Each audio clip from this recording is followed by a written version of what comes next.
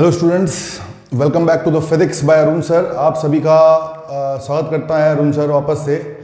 I hope आप सभी ने अभी तक जितने भी डेरिवेशंस कराए हैं, आप सभी ने उन डेरिवेशंस की बहुत अच्छी से प्रैक्टिस कर ली होगी, है ना। और आई होप है, ये मतलब होप है मेरी, ठीक है ना। कर लीजिएगा भाई, जितने नहीं किया है अभी तक, सभी अच्छी तरह से डेरिवेशन जितने भी हैं अपने, उन्हें कंप्लीट कर लीजिएगा, ठीक है। जितने भी डेरिवेशंस आपके हैं उनको आप कंप्लीट कर लीजिएगा और प्रैक्टिस कर लीजिएगा उसकी। कभी भी कोई भी डेरिवेशन करने को बोले आपको आना चाहिए, प्लस आपको एंड रिजल्ट्स भी उन डेरिवेशंस के आने चाहिए, ठीक है। ऑलराइट गाइस, चलिए हम मूव करते हैं। देखिए, जैसा कि आपके सामने आज दो क्वेश्चंस, आज क्या होने वाला है ये थोड़ा सा मैं बता देता हूँ आपको, है ना।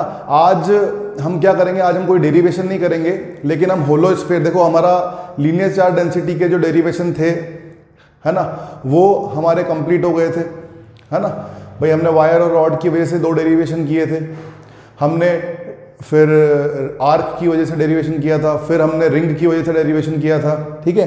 उसके बाद हमने पिछले लेक्चर में सरफेस चार्ज डेंसिटी का एक डेरिवेशन किया था, डिस्क की वजह से इलेक्ट्रिक फील्ड इंटेंसिटी निकालने का डेरिवेशन किया था, ठीक है। तो आप सभी को आई होप आया होगा, नहीं आया है तो आप जाके वापस से वो वीडियो देख लें, है ना। और उसके बाद ही इस वीडियो को पे प्रोसीड करें। आगे आपसे बात करता हूँ। देखो, उसके बाद बचता है बेटा होलो स्फीयर और solid sphere. Hollow sphere solid sphere special case हैं, है ना। इनका भी इस तरह से डेरिवेशन किया जा सकता है, बट इनका गॉस लॉ से जो डेरिवेशन, गॉस लॉ जो हम पढ़ेंगे तो इनकी वजह से इलेक्ट्रिक फील्ड जो निकालते हैं हम, तो गॉस लॉ की मदद से उसके एप्लीकेशंस में पढ़ेंगे कि भाई कैसे होलो स्फीयर और सॉलिड स्फीयर की वजह से इलेक्ट्रिक फील्ड इंटेंसिटी हमको निकालनी है। बहुत ही सिंपल और ईजी डेरिवेशन हो जाता है वहाँ पर ये, है ना। तो उसी की वजह से वहीं पर अपन इन डेरिवेशंस को पढ़ेंगे, होलो स्फीयर और सॉलिड स्फीयर का, ठीक है। बाकी सब हमने पढ़ लिया है, ठीक है।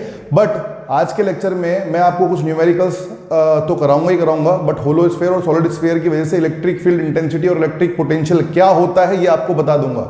अब कुछ लोग सोचेंगे कि सर आपने डेरिवेशन तो कराया ही नहीं है, इलेक्ट्रिक पोटेंशियल तो आपने बताया भी नहीं अभी तक क्या होता है, फिर आप इलेक्ट्रिक फील्ड इंटेंसिटी भी बता दोगे, पोटेंशियल भी बता दोगे हमको। तो हाँ गाइस, मैं आपको आज इलेक्ट्रिक फील्ड इंटेंसिटी और इलेक्ट्रिक पोटेंशियल क्या होता है होलो स्फीयर और सॉलिड स्फीयर की वजह से ये बता दूंगा। आपको जस्ट मेमोराइज करना है उसको, एक बार जो चार्ट की तरह बन जाएगा, उस चार्ट को एक बार मेमोराइज करना है। उसको मैं रिपीट करूंगा जब मैं इलेक्ट्रिक पोटेंशियल पढ़ाकर गॉस लॉ पे आऊंगा, तो गॉस लॉ में मैं उसको एक बार रिपीट भी कर दूंगा।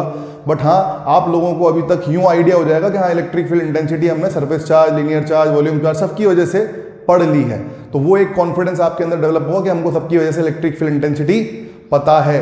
तो वो कॉन्फिडेंस होना बहुत जरूरी है गाइस, ठीक है। जल्दी से स्टार्ट से याद रखना, आपका जो चैप्टर का स्टार्टिंग था, हमने पढ़ने के लिए क्या जरूरी था, चार्ज, चार्ज के टाइप्स, चार्ज कैसी क्वांटिटी है, चार्ज की properties, charging of the bodies, friction, conduction, induction, charge की प्रॉपर्टीज, है ना, सारी की सारी जो क्वांटाइजेशन है, कंजर्वेशन है, वो सब अच्छी तरह से आप कर लीजिएगा, है ना। जो भी प्रॉपर्टीज बताई गई थी आपको, वो सब अच्छी तरह से कीजिएगा। उसके अलावा आपको बाद में कंटेंट टेबल बताई गई थी कि पूरा चैप्टर का कंटेंट क्या रहने वाला है, क्या पढ़ने वाले हैं हम लोग, है ना। तो मैंने दोनों चैप्टर को साथ में लिया था, चैप्टर 1 और चैप्टर 2, ठीक है। तो फर्स्टली मैं आपको बताना चाहता हूं कि भाई जो दोनों चैप्टर को हमने साथ में लिया था, तो आपको याद होना चाहिए कि किस सीरीज में हम कर रहे हैं सब कुछ। इंट्रोडक्शन सबसे पहले था, फिर इलेक्ट्रिक फील्ड था, फिर इलेक्ट्रिक पोटेंशियल था, फिर इलेक्ट्रिक डायपोल था, देन गॉस लॉ था, और उसके बाद लास्ट में कैपेसिटर था, ठीक है। तो इंट्रोडक्शन में ये सब याद होना चाहिए बच्चों। इंट्रोडक्शन में क्या क्या पढ़ा आप लोगों ने, Coulomb's law, vector form of Coulomb's law, superposition principle, है ना, एक्सेट्रा। और इलेक्ट्रिक फील्ड पे आया, फिर इलेक्ट्रिक फील्ड में आपने इलेक्ट्रिक फील्ड पढ़ा क्या होता है, उसकी डेफिनेशन कैसी क्वांटिटी है, उसका वेक्टर फॉर्म, है ना, और उसके ऊपर न्यूमेरिकल्स भी किए थे आपने, ठीक है। F = QE वाला फॉर्मूला भी बहुत अच्छी तरह से आपने देखा था क्या होता है। उसके बाद आपने पॉइंट चार्ज की वजह से इलेक्ट्रिक फील्ड इंटेंसिटी निकालना सीखा था, अलग अलग न्यूमेरिकल्स उस पर भी किए थे, ठीक है। उसके बाद आपका आया था कंटिन्यूअस चार्ज डिस्ट्रीब्यूशन, या चार्ज डिस्ट्रीब्यूशन बोल लीजिए, है ना। उसके बीच में हमने एक टॉपिक और लिया था, equilibrium of forces and fields, बहुत इंपॉर्टेंट है वो भी, है ना। उसी पे बेस्ड ये दो न्यूमेरिकल्स आज मैं कराऊंगा जो मैकेनिक्स से लिंक्ड है ना। अच्छे अच्छे न्यूमेरिकल्स हैं जो आ जाते हैं, कभी भी पूछ लिया जाता है। और देखिए उसके बाद हमने equilibrium of forces and fields के बाद हमने चार्ज डिस्ट्रीब्यूशन लिया था बेटा, क्योंकि हमें इलेक्ट्रिक फील्ड इंटेंसिटी निकालना था तरह तरह की चीज़ों की वजह से। तो चार्ज डिस्ट्रीब्यूशन में वही चार्ट आपको पूरा का पूरा याद होना चाहिए। Charge distribution, continuous charge distribution, discrete charge distribution. Continuous charge distribution के नीचे uniform charge distribution, non uniform charge distribution, है ना। यूनिफॉर्म चार्ज डिस्ट्रीब्यूशन के अंदर फिर आपका यूनिफॉर्म कंटिन्यूस चार्ज डिस्ट्रीब्यूशन के अंदर आपका आया था linear charge density, charge densities के अंदर आया था आपका linear charge density, surface charge density और वॉल्यूम चार्ज डेंसिटी। ठीक है, लैम्डा, सिग्मा और rho. Lambda q by l, sigma surface charge density, q by A volume charge density, q by V volume. ठीक है ना। तो लीनियर चार्ज डेंसिटी की वजह से हमें वायर, रॉड, आर्क और रिंग, इनकी वजह से डेरिवेशन करने थे, वो हमने कंप्लीट कर लिए। ठीक है। अच्छा, क्या क्या फॉर्मूले आए थे उनके ऊपर भी न्यूमेरिकल्स हमने किए। ठीक है, तो क्या क्या हो गया है ना गाइस, ये मैंने आपको अभी बताया है क्या क्या हमारा कंप्लीट हो चुका है। ठीक है ना। अब ये चीजें जो कंप्लीट हो चुकी हैं इनके ऊपर आप न्यूमेरिकल कर सकते हैं, है ना, इनके ऊपर प्रैक्टिस आप कर सकते हैं। बट आज का लेक्चर और देखिए, इसमें और अच्छी अच्छी चीजें आपको मिलेंगी और आपका होलोस्फीयर और सॉलिड स्फीयर की वजह से भी electric field intensity as well as electric potential क्या होता है वो पता नहीं, बस जस्ट याद करना है, जस्ट देखना है मेरे कहने से। ठीक है, चलिए तो स्टार्ट करते हैं। आज ये दो न्यूमेरिकल के साथ स्टार्ट कर रहा हूं। जल्दी से आप लोगों ने वैसे मेरे बोलते वक्त पढ़ लिया होगा, लेकिन ध्यान दिया कीजिए, जितना मेरा लिखना यहाँ पर इंपॉर्टेंट होता है ना, उतना मेरा बोलना इंपॉर्टेंट है गाइस। आपको इन 1-2 चैप्टर्स को बहुत अच्छी तरह से, बेस चैप्टर्स हैं आपके 12th क्लास के, बहुत अच्छी तरह से करना है, इसलिए मेरे बोलने पे ज्यादा ध्यान दिया कीजिए। मैं दोबारा से बार बार शुरुआत से आपको रिपीट इसलिए कराता हूँ हर लेक्चर में, ताकि आप लोगों को आइडिया हो जाए कि हाँ क्या है और उनको क्या करना है। ऑलराइट, है ना। चलिए, तो इसलिए वो इंपॉर्टेंट बहुत है। आते हैं अब अपने न्यूमेरिकल पे अपन, है ना। अगर आप लोगों को दिख रहा है तो बढ़िया बात है, वरना मैं डिक्टेट तो कर ही रहा हूँ। और उसके बाद इतनी सी जगह में देखो दोनों न्यूमेरिकल को सॉल्व करके बताऊंगा। पहले हम ये वाला न्यूमेरिकल सॉल्व करेंगे, उसके बाद ये वाला न्यूमेरिकल सॉल्व करेंगे। मैं चाहता तो इसकी लैंग्वेज नहीं लिखता, आपको डायरेक्ट क्वेश्चन देके बताता, जैसे भी बाद में भी न्यूमेरिकल सोच कराऊंगा तो उसमें बताऊंगा। लेकिन मैं चाहता था कि आप लोग लैंग्वेज भी देखें कि ऐसी लैंग्वेज में क्वेश्चन लिखे हुए होते हैं, तो हमको उसमें से चीज़ें पहचानना होता है। ठीक है ना भाई। क्या होता है, आधे बच्चे तो लैंग्वेज देखकर ही फेल जाते हैं, मतलब कह रहे यार हमको तो नहीं आएगा, तो इतना बड़ा क्वेश्चन है। ऐसा कुछ भी नहीं होता है। आप एक बार लैंग्वेज को पढ़ें, क्वेश्चन को एनालाइज करें और उसके बाद फिर उसको करने की कोशिश करें। अपने आप देखोगे कि धीरे धीरे करके आपको क्वेश्चंस आने लग जाएंगे। ठीक है, चलिए, तो इसीलिए मैंने लैंग्वेज यहां पर लिखी है क्वेश्चंस में। A simple pendulum consists of a small sphere of mass m suspended by a thread of length L, carries a positive charge Q. The sphere is placed in a uniform electric field E directed vertically upwards. With what period will the pendulum oscillate if the electrostatic force is less than the gravitational force? Assume oscillations to be small. अब क्या बोल रहा है भाई ये oscillation, देखो अब mechanics से लिंक्ड हो गया। सॉल्यूशन करा रहा हूं यहां पर फर्स्ट वाले का, ध्यान से देखिएगा क्या बोल रहा है। ठीक है, समझिएगा क्या बोल रहा है। एक सिंपल पेंडुलम है of a small sphere, mass m दे रखा है आपको। तो ये मैंने एक पेंडुलम लटकाया, मास उसका m बोल दिया। अब बताओ क्या दिक्कत है इसमें, कुछ भी नहीं है ना। थ्रेड की लेंथ वो कितनी बोल रहा है, l, तो भैया क्या दिक्कत है इसमें, थ्रेड की लेंथ कितनी बोल दी अपन ने भी, ये l बोल दी, कोई दिक्कत नहीं है सर। उसके बाद वो बोल रहा है carries a positive charge q, इसके ऊपर एक पॉजिटिव चार्ज q भी है, तो मैंने ये यहाँ पर q रख दिया। ठीक है, पॉजिटिव है, कुछ नहीं लगाया मतलब पॉजिटिव ही है ना, कुछ नहीं लगाया मैंने यहाँ पे, तो पॉजिटिव चार्ज q हो गया, प्लस q भी लिख सकते थे आप। अच्छा ठीक है, the sphere is placed in a uniform electric field E directed vertically upwards. तो वर्टिकली अपवर्ड्स यानी ये यूनिफॉर्म इलेक्ट्रिक फील्ड है ना, तो ऐसे ऐसे ऐसे बराबर बराबर डिस्टेंस पे आपने लाइंस बना दी, इनको इलेक्ट्रिक फील्ड लाइंस बोलते हैं, है ना। शो करती हैं ये इलेक्ट्रिक फील्ड की डायरेक्शन या इलेक्ट्रिक फील्ड को। ठीक है, electric field line shows the direction of the electric field या इलेक्ट्रिक फील्ड। तो ये यूनिफॉर्म थी, इसलिए बराबर बराबर दूरी पर मैंने लाइंस बना दी। इलेक्ट्रिक फील्ड लाइंस क्या होता है ये अलग टॉपिक है, हम इसको पढ़ेंगे आगे। ठीक है, तो देखिए ये इलेक्ट्रिक फील्ड है, इस इलेक्ट्रिक फील्ड का जो मैग्नीट्यूड है वो आपको दिया हुआ है, this is E, only E. ठीक है, ई इलेक्ट्रिक फील्ड में आपने इसको रखा हुआ है। क्या दिक्कत है, वर्टिकली अपवर्ड डायरेक्शन है उसकी। ठीक है साहब, with what period will the pendulum oscillates. बेटा time period of the simple pendulum सबको पता है हमें। Time period of the simple pendulum 11th class में हम पढ़कर आए हैं, क्या होता था, t = 2 pi root of m by k। सबको मालूम है ना ये तो, t = 2 pi root of m by k, ये तो आपको सबको मालूम होना चाहिए। अगर नहीं मालूम है तो अच्छी बात है, नहीं मालूम है तो आपको पता होना चाहिए कि वो ऑसिलेशन करेगा या नहीं करेगा। इसको प्रूव करने के लिए आप क्या करते हो, सबसे पहले आप क्या करते हो, ऑसिलेशन करेगा या नहीं करेगा इसको प्रूव करने के लिए आप क्या करते हो, इसके लिए बच्चों हमने क्वेश्चंस किए थे, एनसीईआरटी के भी एक्सरसाइज थी उसके में, उसमें लास्ट 1-2 क्वेश्चन ऐसे ही थे, 2-3 क्वेश्चन ऐसे ही थे, है ना। वो एक तो फ्लूइड वाला भी था, नीचे आप दबाते हो फिर उसको छोड़ते हो तो यूं यूं ऑसिलेट करता है ना। तो क्या करते थे हम एक्चुअली, हम करते ये थे कि हम एक फोर्स निकालते थे, है ना। वो फोर्स कुछ ऐसी आनी चाहिए कि हम उसको कंपेयर कर सकें F = -kx, यानी कि रीस्टोरिंग फोर्स से। फिर वहां से हम अपना k निकाल लेते थे कंपेयर करके, और भाई पहले तो हम वैसे अगर फोर्स आ गई इसका मतलब ऑसिलेशन करेगा, F = -kx के कंपेरेबल फोर्स अगर आ गई तो ऑसिलेशन करेगा, क्योंकि वैसी फोर्स है। तो उसके अंदर से हम k निकाल कर, है ना, कंपेयर करके k निकालते थे और k को हम यहाँ पर पुट कर देते थे, ठीक है। तो हमारा टाइम पीरियड आ जाता था। या फिर उस फोर्स को हम ऑसिलेशन में जो फोर्स होती है उसके बराबर पुट करते थे, मतलब कौन सी फोर्स, m⍵² के बराबर पुट करते थे। एक्सेलरेशन ω²r होता है ना, तो m⍵² के बराबर जब आप पुट करोगे उस फोर्स को, तो वहां से भी ओमेगा से आप t निकाल सकते हो बड़ी आसानी से, है ना। तो ठीक है, देखते हैं हम इस क्वेश्चन को देखते हैं। पीरियड ऑफ ऑसिलेशन इसने पूछा हुआ है हमसे, है ना। ये ऑसिलेशन करेगा, बहुत स्मॉल ऑसिलेशन होंगे उसने बोला हुआ है, पर ये ऑसिलेशन करेगा भाई, ठीक है। तो हम देख लेते हैं इसके ऊपर कौन कौन सी फोर्सेज एक्ट कर रही है बच्चों। तो देखो कौन कौन सी फोर्सेज एक्ट कर रही होंगी। इस मास m के ऊपर मैं FBD बना रहा हूं इसका, ठीक है। अगर मैं FBD बना रहा हूं, ऊपर लग रहा होगा इसके ऊपर टेंशन, नीचे लग रहा होगा इसके ऊपर mg, ठीक है, mg लग रहा होगा ना भाई, ओके।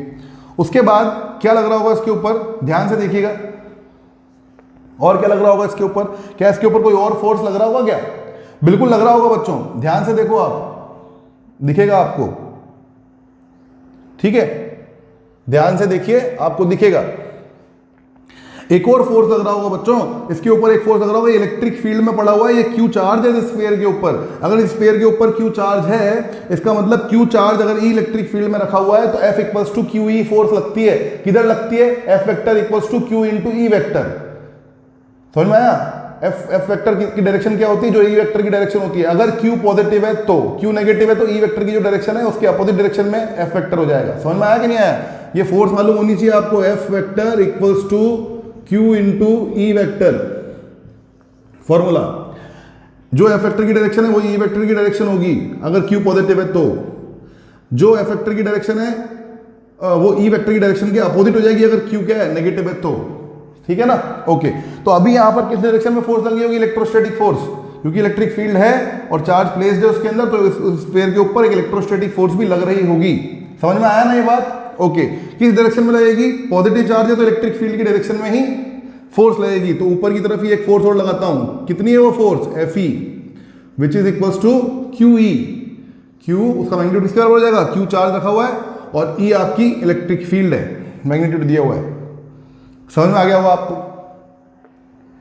क्लियर है ये चीज, ओके, है ना। अच्छा ये पेंडुलम है बच्चों, ठीक है। अगर पेंडुलम में अगर आपको एक बात और पता हो, है ना, पेंडुलम में आपको एक बात और पता हो, रीस्टोरिंग फोर्स आप निकालते थे, टाइम पीरियड क्या आता था लास्ट में,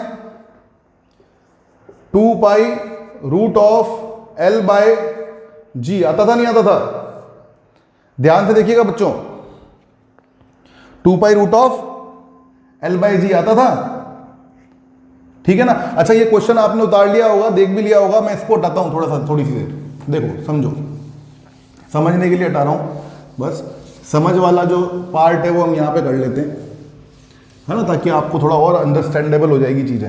2π√M/k तो आपका सिंपल ऑसिलेशन की जो टाइम पीरियड था वो था, है ना। उसी से आपने पेंडुलम का सिंपल हार्मोनिक मोशन नहीं, सिंपल पेंडुलम का टाइम पीरियड जो निकाला था वो 2π√L/g निकाला था, है ना। आपको पता होगा बच्चों, जो स्मॉल ऑसिलेशन कोई भी बॉडी करती है ना, यहाँ पे मान लो मास m है, नीचे क्या होता है mg, इधर क्या होता है mg cos थीटा, इधर क्या होता है नीचे, इधर mg sin थीटा, ये थीटा याद है ना, ये थीटा, तो फिर ये वाला भी थीटा होता था, ठीक है ना, क्योंकि एक स्ट्रेट लाइन ही हूं और ये दो अगर आप काटोगे तो ये थीटा तो ये भी थीटा ही होगा, है ना, हाँ, तो ये थीटा तो ये वाला भी थीटा ही, तो mg के दो कंपोनेंट होते हैं, mg cos theta, mg sin theta, ठीक है। और स्ट्रिंग की लेंथ में कितनी बोल रहा हूँ, टोटल L बोल रहा हूँ, ठीक है।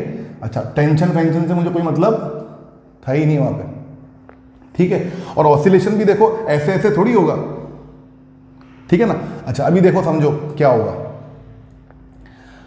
अब देखो बच्चों क्या होगा भाई, हमारी रिस्टोरिंग फोर्स कौन सी होती थी, ये होती थी mg sin थीटा। अभी समझो ना, समझने वाली बात है बस, mg sin theta restoring force होती थी। तो आप ये mg ये sin थीटा इसको बराबर कर देते थे किसके, हमारी जो kx वाली फोर्स होती थी ना रिस्टोरिंग फोर्स, उसके बराबर कर देते थे, ठीक है ना। माइनस में तो ये भी माइनस में, ये भी माइनस में, कोई दिक्कत नहीं है उसमें, है ना, उसकी टेंशन मत लेना। ऑसिलेशन वाला आपने पढ़ा हो अगर तो आपको थोड़ा बहुत आएगा ही, है ना। साइन थीटा को आप क्या लिख देते थे, परपेंडिकुलर, यानी कि ये परपेंडिकुलर मान लो x है, perpendicular x upon hypotenuse l। तो ये साइन थीटा को मैं यहाँ से हटा के लिख देता हूँ x बाय l, माइनस से माइनस कैंसिल, ये x से ये x कैंसिल, तो k हमारा क्या आता था, mg बाय l आता था, है ना। और देखो जैसे ही मैं टाइम पीरियड निकालता हूँ तो 2 pi root of m by k, 2 pi root of m by k की जगह अगर मैं mg बाय l लिखूं तो m से m कट देता था, तो क्या आ गया, p equals to 2 pi root of l by g आ गया। कोई दिक्कत वाली बात इसमें नहीं है बच्चों, है ना। तो ये ऊपर वाली चीज सारी समझ में आई होगी आपको। तो ये फॉर्मूला तो था ही सही आपको याद, ये फॉर्मूला कैसे आया ये मैंने आपको ऊपर बताया भैया अभी, है ना। चलो भाई हटाओ, इसको मैं मिटा रहा हूँ ऊपर वाले को, है ना। अंडरस्टैंडेबल चीजें हैं, कैसे जो मैंने क्वेश्चन दिया है, जरूरी नहीं यही क्वेश्चन हो, इसके जैसा कुछ और क्वेश्चन भी आ सकता है ना। इसीलिए मैं सब कुछ आपको बता रहा हूँ यहाँ पर, है ना। चलिए अब भाई क्या बोल रहा है वो आगे, वो ये बोल रहा था कि भाई अगर इलेक्ट्रोस्टैटिक फोर्स लेस देन हो mg से, है ना, अगर electrostatic force less than mg हो तो भाई कैसा ऑसिलेशन ये करेगा, उसका टाइम पीरियड क्या होगा, ये अपन से पूछा गया है ना।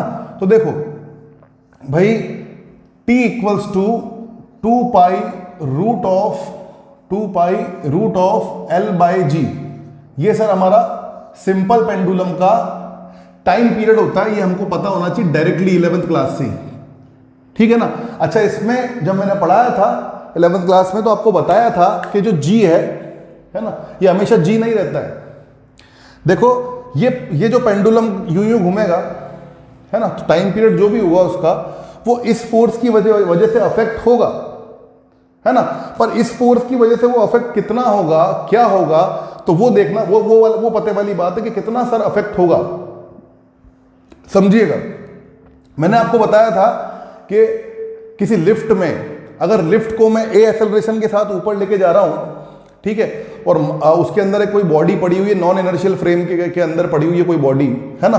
तो बताया था मैंने आपको कि अगर कोई लिफ्ट है, लिफ्ट में ये मास m पड़ा हुआ है, मैं लिफ्ट को a एक्सेलरेशन के साथ ऊपर लेके जा रहा हूं, इसका एक्सेलरेशन नीचे mg, यानी इसका एक्सेलरेशन बोलूं तो सिर्फ कितना g नीचे, a से मैं उसको ऊपर लेके जा रहा हूं, तो नेट एक्सेलरेशन ऑफ m क्या होगा, नेट एक्सेलरेशन ऑफ m क्या g होगा क्या बस नीचे, नहीं, मैं उसको लेके जा रहा हूं लिफ्ट के ऊपर में a एक्सेलरेशन दे रहा हूं, तो कितना एक्सेलरेशन हो जाएगा, इसका मास m का कितना एक्सेलरेशन होगा, जितना एक्सेलरेशन, याद रखिए ये non inertial frame of reference में आप तो फोर्स किसके ऊपर लगा रहे हो, आप एक्सेलरेशन a किसको दे रहे हो, लिफ्ट को दे रहे हो, इस m को नहीं दे रहे हो। जब आप इस लिफ्ट को a को एक्सेलरेशन दे रहे हो, इस m को नहीं दे रहे हो, तो ये m किस में हो गया, non inertial frame of reference में हो गया, ठीक है ना। तो इसलिए ये जो a एक्सेलरेशन है जितना इसी के बराबर सूडो एक्सेलरेशन अपोजिट डायरेक्शन में लगेगा ऐसे, बताया था ये चीज आपको 11th क्लास के अंदर, ठीक है। तो सूडो एक्सेलरेशन हमारे पास equal to the acceleration on the inertial body, non inertial body के ऊपर इक्वल एंड अपोजिट डायरेक्शन में एक सूडो एक्सेलरेशन आप लगा देते हो, ये याद रखना। तो इसका जो नेट एक्सेलरेशन था g डैश, वो क्या निकाला था हमने, g प्लस a, याद है कि नहीं याद है। इसी तरह से अगर लिफ्ट है हमारे पास, उसके अंदर कोई मास है m, उसका एक्सेलरेशन नीचे तो g है, ठीक है। अच्छा इस लिफ्ट को अगर मैं a एक्सेलरेशन के साथ इस बार नीचे लेके जा रहा हूं, ठीक है, तो क्या होगा भाई, आप m मास को तो नहीं लेके जा रहे, उसको छू भी नहीं रहे, आप तो लिफ्ट को लेके जा रहे हो, तो m मास का m हो गया non inertial frame of reference में, तो इसके ऊपर इसी a के बराबर ऊपर की डायरेक्शन में इक्वल एंड अपोजिट डायरेक्शन में सूडो एक्सेलरेशन एक a लग जाएगा, तो इस वजह से इसका जो नेट एक्सेलरेशन है m मास का वो g डैश हो जाएगा, वो क्या होगा, g माइनस a। याद है या नहीं याद है। तो ये दो डिफरेंट केस बताया नहीं बताया मैंने, ये चीज समझ में आई, ये चीज आपको, है ना। तो ये नेट एक्सेलरेशन, यार सीधी सी बात है, अगर एक पेंडुलम, इसको मिटा रहा हूं मैं,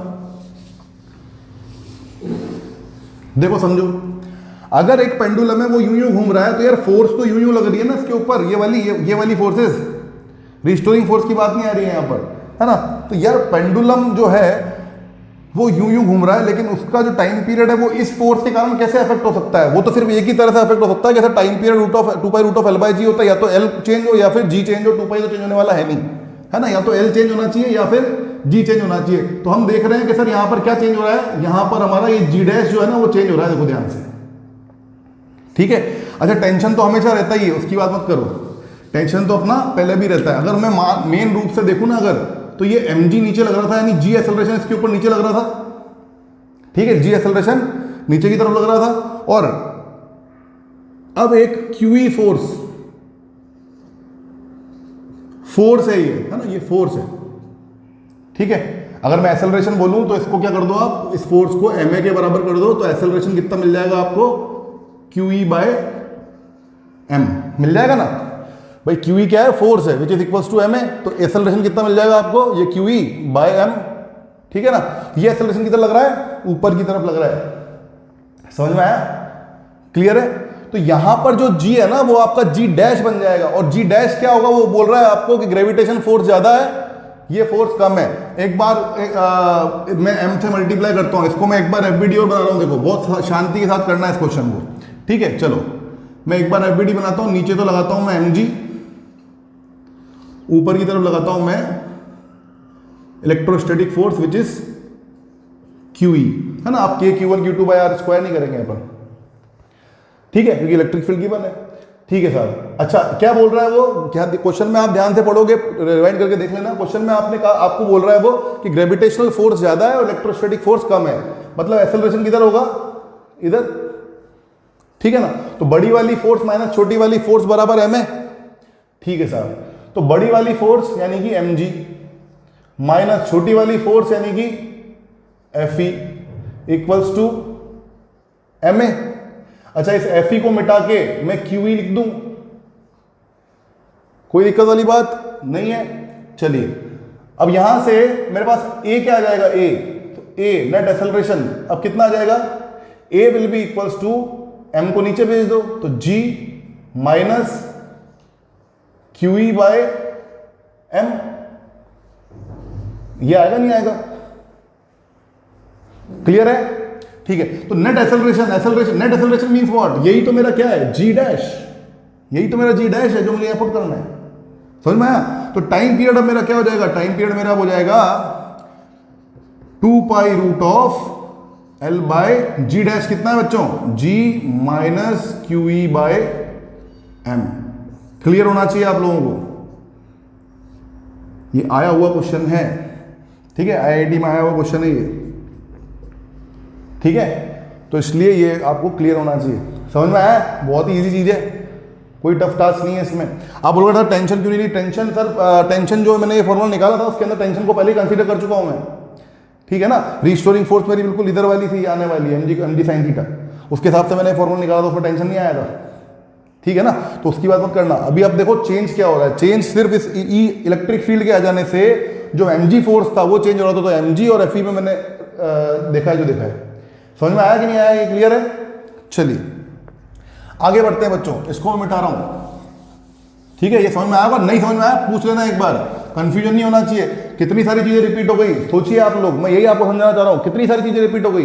पूरा सिंपल हार्मोनिक मोशन एक तरह से रिपीट हो गया, simple harmonic motion, time period t equal to 2π√m/k, simple pendulum, है ना, 2π√L/g, उसके केसेस वो वापस रिपीट हो गए, है ना। ये इस तरह का एक कुछ क्वेश्चन G डैश वाला चीज रिपीट हो गई, है ना। तो एक क्वेश्चन से बहुत सारी चीजें पूछ लेता है, यही IIT का मजा होता है बेटा, अच्छे अच्छे क्वेश्चन होते हैं ये। देखो अब देखो आगे बढ़ोगे आप, ये क्वेश्चन देखो कैसा क्वेश्चन है भाई, है ना। बोल रहा है टू आइडेंटिकल चार्ज स्फीयर, शांति से वो क्वेश्चन समझ लिया, उसको समेट दो, दूसरा नेक्स्ट क्वेश्चन पे बढ़ो, अभी आ गया ना। टू आइडेंटिकल चार्जेस, देखो मैं फास्ट इसलिए जा रहा हूं ताकि जल्दी जल्दी अपना काम हो, है ना, अभी आगे और भी लेक्चर बढ़ना है। तो two identical charge spheres are suspended by two strings of equal length, ठीक है, ऑफ इक्वल लेंथ। दोबारा से डायग्राम बनाता हूं मैं, ये ठीक है, टू आइडेंटिकल चार्ज स्फीयर है, दोनों का मास मतलब mm है ना। अच्छा, string make an angle 30 degree with each other, मतलब दोनों के दोनों 30 डिग्री बना रही है ना, मतलब ये 30 डिग्री अगर है पूरा, तो ये कितना है 15, और ये भी कितना है 15 डिग्री। कोई दिक्कत वाली बात नहीं है बच्चों, है ना। चलो आगे चलते हैं। ओके, फिर क्या बोल रहा है वो, बोल रहा है स्ट्रिंग्स आपस में 30 डिग्री का एंगल बना रही हैं दोनों, तो आधा आधा एंगल कितना हुआ, 15-15 हुआ ना, ठीक है, विद ईच अदर।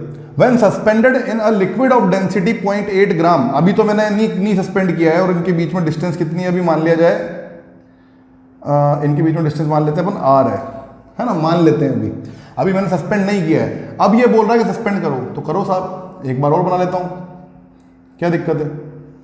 ये बनाया एक स्फीयर, ये बनाया एक और स्फीयर, है ना, ठीक है। अभी इसको मेरे को क्या करना है, एक चैम्बर ले लेता हूं मैं ऐसा, है ना, और इसको लिक्विड में सस्पेंड कर रहा हूं मैं, है ना, लिक्विड में है ये लिक्विड में और ये विदाउट लिक्विड है, ठीक है। चलिए, दोनों का मास mm है, ठीक है। क्या बोल रहा है वो आगे, when suspended in a liquid of density यानी रो एफ, इसकी जो डेंसिटी रो एफ दिया हुआ है आपको 0.8 ग्राम पर सीसी, मतलब ये सीजीएस यूनिट दिए हुए है ग्राम पर सेंटीमीटर क्यूब, है ना। कोई दिक्कत वाली बात नहीं। चलिए करते रहिए, अभी देखते रहिएगा अभी क्या हो रहा है ना।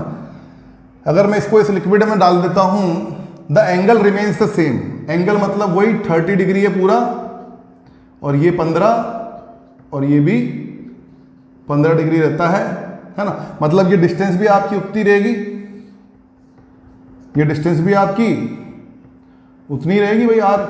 अगर भाई ये एंगल चेंज होता तो डिस्टेंस चेंज होती है, अब एंगल चेंज नहीं हो रहा। उसने बोला कि अगर लिक्विड में आप सस्पेंड कर देते हो इसको, तो भी एंगल क्या रहेगा, वो सेम रहेगा, तो सेम ही रहेगा अगर एंगल, तो डिस्टेंस भी सेम ही रहेगी आर, ठीक है ना। Okay, what is the dielectric constant of the liquid, इस लिक्विड का डाइलेक्ट्रिक कांस्टेंट मतलब क्या होता है बेटा, या तो के बोल दो छोटा वाला, वो आप बोलते थे डाइलेक्ट्रिक कांस्टेंट, या एप्सिलॉन आर रिलेटिव परमिटिविटी, याद है ना, ई आर बोल दो या के बोल दो, बात one and the same thing है ना। तो के और ई आर ये आपसे पूछा हुआ है कि what is the dielectric constant और relative permittivity of the liquid, इस लिक्विड की, इस मीडियम की। डेंसिटी ऑफ द स्फीयर आपको दिया हुआ है, ये जो स्फीयर है, ये जो स्फीयर है, यहां पर रख देता हूं, इस स्फीयर की डेंसिटी आपको दी हुई है रो, विच इज इक्वल्स टू 1.6 ग्राम पर सीसी। इसको भी वही सेम यूनिट में, सीजीएस यूनिट में दिया हुआ है, ग्राम पर सेंटीमीटर क्यूब में 1.6, ठीक है साहब। ओके, तो अब मेरे ख्याल से इसको करना कोई ज़्यादा बड़ी बात नहीं है, सिंपल क्वेश्चन है ये, बट फिर भी, है ना, एक बच्चे ने पूछा था तो मैंने कहा ठीक है बता देता हूँ मैं यहाँ पे, है ना। बहुत ही इजी क्वेश्चन है, कोई ज़्यादा टफ टास्क नहीं है इसको करना, बहुत ही सिंपल क्वेश्चन होने वाला है ये, है ना। देखिएगा, करते हैं, देखो यहां पर मैं एक बार और बना लेता हूं इसको। देखो अभी मैं सिर्फ ये एक स्फीयर लेके चलता हूं, ये एक स्फीयर मास है ना, इसका ये एंगल मान लेता हूं थीटा है ना। इधर ये लग रही है टेंशन टी, ऊपर क्या लग रहा होगा बेटा, ऊपर लग रहा होगा ये थीटा, तो ये भी थीटा हो जाएगा, ऊपर लग रहा होगा क्या, कर दो यार, कंपोनेंट है ना, नीचे लग रहा होगा क्या, mg, है ना। और देखो ये दोनों स्फीयर दूर दूर क्यों है, पास में क्यों नहीं आ जा रहे, दूर दूर इसलिए बिकॉज ये दोनों के दोनों स्फीयर रिपेल कर रहे हैं एक दूसरे से, है ना। तो इस पे भी मैं चार्ज क्यों मान लेता हूं, इस पे भी चार्ज क्यों मान लेता हूं, सेम पोलरिटी के, आइडेंटिकल बोला हुआ है इसने, आइडेंटिकल चार्ज स्फीयर है, मतलब दोनों के ऊपर चार्ज क्यू है ना। तो इसके ऊपर चार्ज क्यू, इसके ऊपर चार्ज क्यू, आर डिस्टेंस पे पड़े हुए हैं, तो क्या करेंगे, एक दूसरे को रिपेल करेंगे, एक दूसरे को रिपेल करेंगे। समझ में आया कि नहीं आया? ओके, रिपेल करेंगे मतलब ये वाला, इधर वाला जो स्फीयर है, इधर की तरफ फोर्स लग रहा होगा उस वाले स्फीयर की वजह से, तो इधर की तरफ कोई फोर्स लगा दो, इधर कितना फोर्स होगा वो, Fe, इलेक्ट्रोस्टैटिक फोर्स। भाई इधर ये यूं नीचे क्यों नहीं आ रहा ये स्फीयर, बिकॉज इसकी वजह से इसके ऊपर एक इधर की तरफ फोर्स लग रहा होगा ना भाई, तो Fe फोर्स लग रहा होगा, मान लिया मैंने। ये टी कॉस थीटा मान लेता हूं, T1 बोल देता हूं मैं इसको भी, है ना, T1 कॉस थीटा, और इधर कितना हो जाएगा T1 साइन थीटा। समझ में आया ये चीज समझ में, ये वाली चीज समझ में आई कि नहीं आई? FBD बनाया मैंने इस केस का, एक स्फीयर को लेके। अगर मैं दूसरे केस को लेके एफबीडी बनाऊं, देखिए ये थीटा मेरा 15 डिग्री होगा, लेकिन अभी मैंने थीटा ही माना हुआ है उसको, है ना। अब मेरा जो स्फीयर है एम मास का, अभी भी नीचे एम जी तो लगेगा ही थी, उसके ऊपर लगेगा ही लगेगा, है ना। अच्छा, इलेक्ट्रोस्टैटिक फोर्स जो है ना, वो भी लगेगी, लेकिन इस बार इलेक्ट्रोस्टैटिक फोर्स जो है वो कितनी लगेगी बताता हूं। इसको एफ ई डैश लिख लेना, ठीक है, ओके। ऊपर की तरफ अब ये टेंशन जो है वो उसको T2 कर देना, इसको टेंशन T2, ये थीटा तो ये भी थीटा, तो T2 cos थीटा इधर कर देना और T2 साइन थीटा इधर कर देना। ये बेटा एडवांस में पूछे गए क्वेश्चन ऐसे होते हैं, एडवांस में मेंस में ऐसे पूछे कोई क्वेश्चन होते हैं जिनमें मैकेनिक्स आ जाता है इलेक्ट्रोस्टैटिक पढ़ते वक्त, है ना। तो ये एफबीडी वगैरह बनाया। देखो अभी ये पूरा एफबीडी कंप्लीट नहीं हुआ, आपने लिक्विड में डाला, तो लिक्विड में डालने से अंतर क्या आएगा, लिक्विड में जब आप डालते हो तो एक बायोएंसी फोर्स लगती है ऊपर की तरफ अपवर्ड डायरेक्शन में, equal to the weight of the displaced liquid.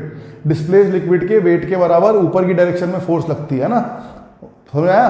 तो डिस्प्लेस मान लो, इसने डिस्प्लेस लिक्विड के बराबर मैं फोर्स ऊपर की तरफ लगा रहा हूं, तो वो फोर्स कितनी हो गई मान लो एम डैश जी। एम डैश क्यों, बिकॉज डिस्प्लेस लिक्विड का मास है वो, है ना। अब देखो मैं छोटे मोटे करेक्शंस इसमें कर रहा हूं, ध्यान से देखिएगा बच्चों, क्या ये समझ में आया कि नहीं आया आपको, दोबारा देखना। दोनों कंडीशन बनाई पहले तो मैंने आपको आपके सामने, है ना। एक तो हवा में, ये फ्री स्पेस में, और एक आपका ये वाटर या कोई लिक्विड है उसके अंदर है ना, कोई लिक्विड है उसके अंदर है, ठीक है सर, ओके। उसके बाद ध्यान से देखिएगा, एंगल वैंगल दिया हुआ है आपको, आइडेंटिकल दिया हुआ है, तो मास क्यू चार्ज है, रिपेल कर रहे हैं, आर डिस्टेंस पे पड़े हुए हैं अभी, ठीक है। बाद में बोलता है लिक्विड में डाला तो भी आर डिस्टेंस पे पड़े हुए हैं, ठीक है। लिक्विड की डेंसिटी दी हुई है, जिस लिक्विड में डाला, इस मास की जो डेंसिटी है वो भी दी हुई है, डेंसिटी ऑफ द स्फीयर भी दिया हुआ है आपको, है ना। तो इसमें डेंसिटी दी हुई है आपको, मास नहीं दिया हुआ है ना। तो भाई हम जानते हैं density equals to mass upon volume, density equals to mass upon volume होता है, ये पता है सबको, ये चीज सबको मालूम है ना ये चीज, ठीक है। तो मैं देखो क्या चेंज कर रहा हूं माइनर से, देखना। ये mg की जगह मैं क्या लिख रहा हूं, देखो मास क्या होता है, मास इक्वल्स टू, यहां से क्या हो जाएगा, mass equals to density into volume हो जाएगा ना। Density equals to mass upon volume होता है, तो mass equals to density into volume. तो मास को मैं क्या लिख रहा हूं, डेंसिटी इनटू वॉल्यूम लिख रहा हूं। तो mg लिखा हुआ था, तो g को तो लिखे ही रहने दो, कोई दिक्कत नहीं है, लेकिन m की जगह मैं क्या लिख रहा हूं, density of the sphere into volume of the sphere, rho V G, ठीक है। इसी तरह से यहां पर भी नीचे में क्या लिख देता हूं, mg की जगह रो वी जी, कोई दिक्कत वाली बात नहीं है ना। देखो और माइनर चेंज कर रहा हूं एक चीज और, ठीक है, देखिएगा। डिस्प्लेस्ड लिक्विड के वेट के फोर्स लगता है ना, डिस्प्लेस्ड लिक्विड के वेट के बराबर। अब आपने अगर ये v वॉल्यूम है बॉल का मान लो, और इस बॉल को लिक्विड के अंदर डाला, तो कितना लिक्विड डिस्प्लेस किया होगा इसने, कितना वॉल्यूम डिस्प्लेस किया होगा, v वॉल्यूम में डिस्प्लेस किया होगा। तो मैं इस m डैश जी को देखो क्या लिखने जा रहा हूं, m डैश जी को मैं लिख रहा हूं डेंसिटी किसकी, भाई मेरे को किसका वेट चाहिए, डिस्प्लेस लिक्विड का वेट चाहिए, तो डेंसिटी किसकी आएगी, लिक्विड की आएगी, तो रो एफ, तो रो एफ। वॉल्यूम कितना डिस्प्लेस हुआ है, पूरी बॉल के बराबर ही वॉल्यूम डिस्प्लेस हुआ है, तो वॉल्यूम तो वही v रहेगा जो उसका है वही, तो v, और g तो g है।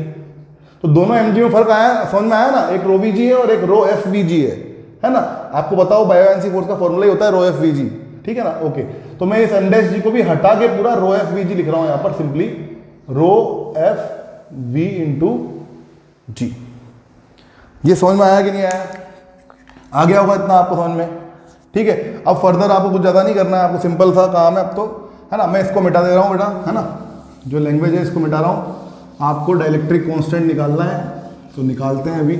उसका फंडा क्या है वो भी बताता हूं, माइनर से थोड़ा सा चेंज और होगा अभी, पर उसके लिए मैं आपको पहले बता तो दूं क्या है। देखो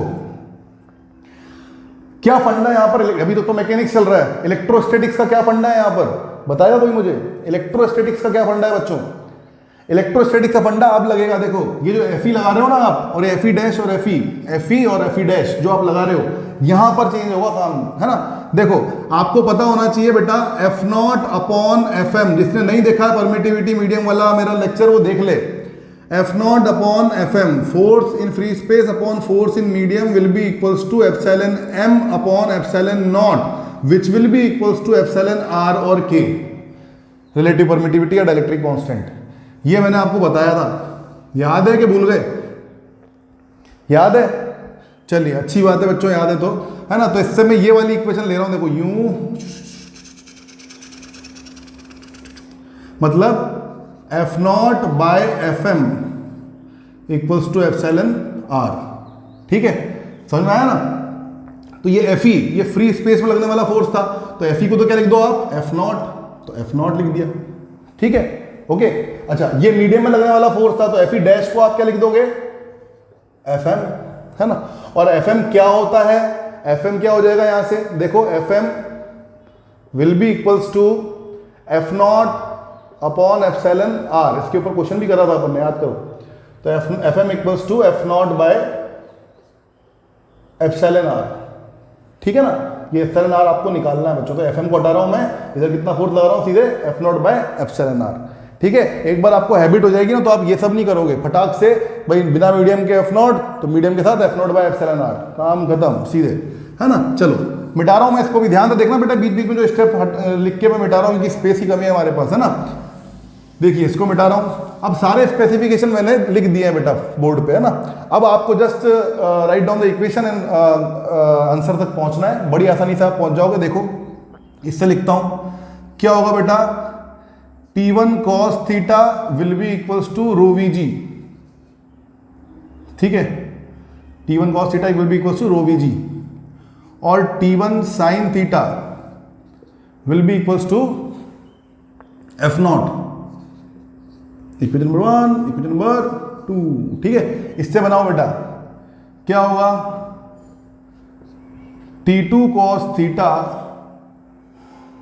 प्लस नहीं, हाँ plus rho F V G equals to rho V G. ऊपर वाली फोर्स बराबर नीचे वाली फोर्स, ठीक है ना। ओके, इसको मैं थोड़ा सा लिख देता हूं अच्छी तरह से कि T2 cos theta will be equals to rho V ji minus rho F V जी, है ना। इसको इक्वेशन नंबर 3 दे देता हूं। ठीक है, क्यों लिखा, क्योंकि अपने ऐसा काम आएगा आगे, इसलिए मैंने अभी से लिख लिया, है ना। मैंने किया हुआ है, आप लोगों ने नहीं किया हुआ देख लीजिएगा, है ना। अच्छा, और T2 sin theta will be equal to कितना आएगा आपके पास, F naught upon epsilon are. ठीक है, इसको इक्वेशन नंबर 4 दे दीजिएगा बच्चों। तो आई थिंक आपके सामने 1 2 3 4 इक्वेशन है, आपको आंसर लेके आना है। देखो लेके आते हैं बड़ी आसानी के साथ, है ना। आपको क्या क्या गिवन है यहाँ पे मैं लिख लेता हूँ। आपको जो गिवन थिंग्स है वो है रो और रो एफ। रो आपको दिया है 1.6 ग्राम पर सीसी, रो एफ आपको दिया है 0.8 ग्राम पर सीसी। ठीक है, चलिए ओके, बहुत ही आसानी के साथ, बहुत मस्त चीज़ है, ठीक है ना। ओके ओके ओके ओके, और कुछ तो नहीं दिया हुआ ना, नहीं दिया हुआ। एंगल दिया हुआ है, तो एंगल का देखना, अभी देखते हैं। एंगल हमको पता ही 15 डिग्री थीटा हमारा, है ना, 15 डिग्री। चलो इसको मिटाते हैं भाई। ठीक है, वो लिख लिए क्वेश्चन, इसलिए स्पेस की कमी आ गई। अगर डायरेक्ट बताता तो स्पेस की कमी नहीं आती, लेकिन डायरेक्ट बताता तो आपको फील नहीं आता कि यार क्वेश्चन कैसा आएगा हमारे सामने, है ना। तो अब देखो क्या है, ये T1 sin थीटा, ये T2 sin थीटा, तो डिवाइड कर दो। क्या कर रहा हूं देखना, 2/4 कर रहा हूं। ठीक है, 2/4 कर रहा हूं, तो T1/T2 मेरे पास क्या आ रहा है, T1/T2। साइन थीटा से साइन थीटा कैंसिल, मेरे पास आ रहा है F naught upon F naught by epsilon R. तो एप्सिलॉन आर आ गया बेटा, एफ नॉट से एफ नॉट भी कट गया, और एप्सिलॉन आर नीचे से ऊपर आ गया। क्या ये समझ में आया क्या? इक्वेशन नंबर 5 बोल दो। देखो T1 sin theta upon T2 sin theta, sine theta sine theta cancel, T1 upon T2। ठीक है, ओके। आरएचएस में देखो F naught upon epsilon R, तो एफ नॉट से एफ नॉट गया, एप्सिलॉन आर ऊपर आ गया, तो ये आ गया। ठीक है, ये एप्सिलॉन आर निकालना है अपन को, ठीक है ना। ओके, अच्छा कॉस थीटा की बारी लो। कॉस थीटा में क्या करोगे आप, 1/3, 1/3 कर दो। ये देखो T1 cos थीटा, ये T2 cos थीटा, तो T1 cos theta upon T2 cos theta, cos theta से cos थीटा कट गया, तो वापस से T1/T2 आया, वापस से T1/T2 आया, which will be equals to किसके बराबर हो जाएगा ये T1/T2? इधर तो है बेटा आरएचएस में रो वी जी, तो रो वी जी अपॉन, इधर क्या है बच्चों, इधर है रो वी जी माइनस रो एफ वी जी, है ना। तो देखो इसको मैं अच्छी तरह से लिख रहा हूं, एक बार नहीं लिख देता हूं, T1/T2 will be equals to, ध्यान से देखिएगा, ये VG यहां से नीचे VG कॉमन ले लोगे और ऊपर वाले से काट दोगे तो VG और VG कट गए, नीचे से कॉमन आ गया, ठीक है। क्या रह गया? सिर्फ rho upon rho minus rho f आ गया। इसको इक्वेशन नंबर दे दीजिएगा आप 6, ठीक है। चलिए भाई देखिए बड़ी आसानी के साथ सॉल्व हो जाएगा क्वेश्चन, है ना।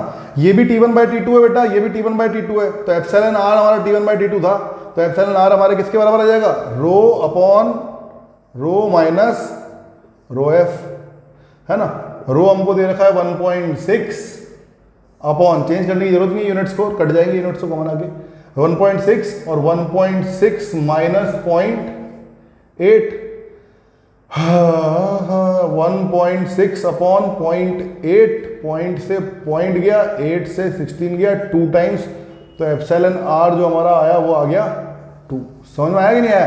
यही हमारा डाइलेक्ट्रिक कांस्टेंट के भी है मतलब, और परमिटिविटी, रिलेटिव परमिटिविटी भी है, ठीक है। समझ में आया? ओके, चलिए भैया इसको भी मिटाते हैं। चलिए भाई देखिए, प्रैक्टिस भी बहुत अच्छी तरह से हो जाएगी आपकी, ऐसा कुछ भी नहीं है, आपको बस ये करना है कि ध्यान से इन लेक्चर्स को पढ़ना है बच्चों, है ना, और उसके बाद कोशिश करनी है, ठीक है। ध्यान से लेक्चर्स को पढ़ते हुए फिर कोशिश करनी है, आपको आराम से सब चीज़ें समझ में आएगी। क्या है, मैं जब कराता हूँ तो इधर उधर सब जगह टच कर लेता हूँ कि भाई क्या आएगा और क्या नहीं आएगा बच्चे को, समझ रहे हो। अच्छा ध्यान से देखिएगा बच्चों, अब ये मेरे पास एक रिंग है,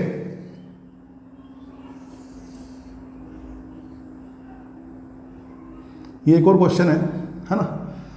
ये मेरे पास एक रिंग है, ठीक है। इस रिंग पर पॉजिटिवली चार्ज डिस्ट्रीब्यूटेड है,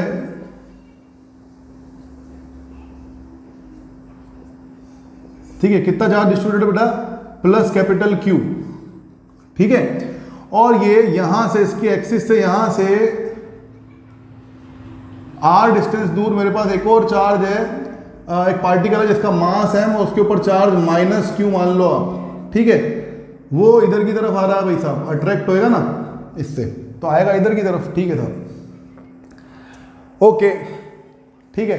अब आपको मुझे वापस से बताना है क्या ये ऑसिलेशन करेगा, और अगर ऑसिलेशन करेगा तो what will be the time period of the oscillation. Question ध्यान से सुन लेना, एक पॉजिटिवली चार्ज डिस्ट्रीब्यूटेड एक रिंग के ऊपर, ठीक है, और यहां पर एक पार्टिकल है जिसका मास है और चार्ज आपको माइनस Q दिया हुआ है, तो this positive charge ring will attract the negative charge minus Q, है ना। और जब ये अट्रैक्ट करेगी तो क्या होगा क्या नहीं होगा आपको देखना है। आप ध्यान से देखिएगा, क्या कह रहा हूं मैं दोबारा, क्या ये Q चार्ज जब अट्रैक्ट होगा तो उसके बाद क्या ये ऑसिलेशन करेगा, और ऑसिलेशन करेगा, अगर करेगा या नहीं करेगा पहले तो ये निकालना है, फिर अगर करेगा तो what will be the time period of the oscillation, ये आपको निकालना है, ठीक है। तो हम ध्यान से देखें बच्चों, हम देखेंगे भाई फोर्स निकालते हैं, जब भी हम करते हैं ऐसा क्वेश्चन तो क्या करते हैं, हम एक फोर्स निकालते हैं जो माइनस kx के कंपेरेबल होती है, F equals to minus kx, restoring force के बराबर या इससे कंपेरेबल एक फोर्स हमारे पास अगर आ गई तो इसका मतलब ये सिंपल हार्मोनिक मोशन करेगा, ऑसिलेशन करेगा, है ना। तो पहले तो वो देखते हैं अपन, और फिर टाइम पीरियड निकालना होगा, तो t इक्वल्स टू 2π√m/k में उस फोर्सेस दोनों को कंपेयर करके k निकाल के और 2π√m/k में k रख देंगे, टाइम पीरियड आ जाएगा, ठीक है ना। चलिए बच्चों करते हैं, तो ध्यान से देखिएगा बच्चों, अभी तो हम एक फोर्स निकालेंगे F इक्वल्स टू ये इसके ऊपर K और इसके ऊपर चार्ज है कैपिटल Q, इसके ऊपर चार्ज है सर माइनस Q, लेकिन चार्ज का मैग्नीट्यूड लिखते हैं तो Q अपॉन ये r डिस्टेंस दूर है तो r²। बहुत से बच्चे ये सोचेंगे ये फोर्स, इसको माइनस kx के बराबर करोगे आप, k से k काट दोगे, अब ऐसे मत कर देना, ये k 9 × 10⁻⁹ है, ये k restoring constant, spring constant है, और इलास्टिक कांस्टेंट रिस्टोरिंग कांस्टेंट है ना। हाँ, तो ये सब k से काट मत देना। और प्लस दूसरी बात ये ऐसी फोर्स आ ही नहीं रही है तो कंपेयर कहाँ से करोगे, इसमें कहाँ है ऊपर x, कहाँ है ऊपर r, कुछ है क्या, r x कुछ ऊपर है क्या, कहाँ है, कंपेरेबल है ही नहीं, कंपेरेबल नहीं है फोर्स, समझ में आया। तो पहली बात तो ऐसा कुछ करना है ही नहीं, क्यों नहीं करना है ऐसा, कंपेरेबल तो करना ही है, फोर्स तो निकालनी है, लेकिन फोर्स k q1 q2/r² थोड़ी आएगी यार, पॉइंट चार्ज थोड़ी है, रिंग है ना। तो सोए मत रहना, रिंग आ जाए, चार्ज डिस्ट्रीब्यूशन जैसा कोई चीज आ जाए, wire, ring, arc, disc, hollow sphere, solid sphere, तो फिर सोचना है डेरिवेशन क्या हमने कोई पकौड़ी तल के खाने के लिए थोड़ी किए थे यार, डेरिवेशन इसी दिन के लिए तो किए थे, समझ में आया मेरी बात। हाँ, तो देखिए करना क्या है हमने, भाई फोर्स लगानी है। देखो पहली बात तो ये समझो, रिंग के सेंटर पे, रिंग की वजह से पहले तो इलेक्ट्रिक फील्ड लिख लो यार। रिंग की वजह से इलेक्ट्रिक फील्ड क्या होती है, क्या निकाला हमने, K Q R upon R square plus capital R square की पावर 3/2 निकाला ना। अरे बोला यार। हाँ, इस रिंग की रेडियस भी मान लेना कैपिटल आर दे रखी है आपको, है ना, ठीक है। ये था भाई, क्लियर है, क्लियर है ना, ओके। एक बात बताओ, सेंटर पे electric field at the centre क्या थी, ये आर जीरो हो जाता था तो जीरो थी, याद है ना। अच्छा, इसमें एक केस और मैंने जो नहीं कराया, एक केस और समझना कि अगर ये बहुत ही क्लोज हो जाए, मतलब ये जो चार्ज है ये बहुत ही क्लोज आ जाए रिंग के, देखो सेंटर पे आ जाएगा तो ये आर जीरो हो जाएगा, तो वो आर जीरो होते ही ये ई जीरो हो जाएगी।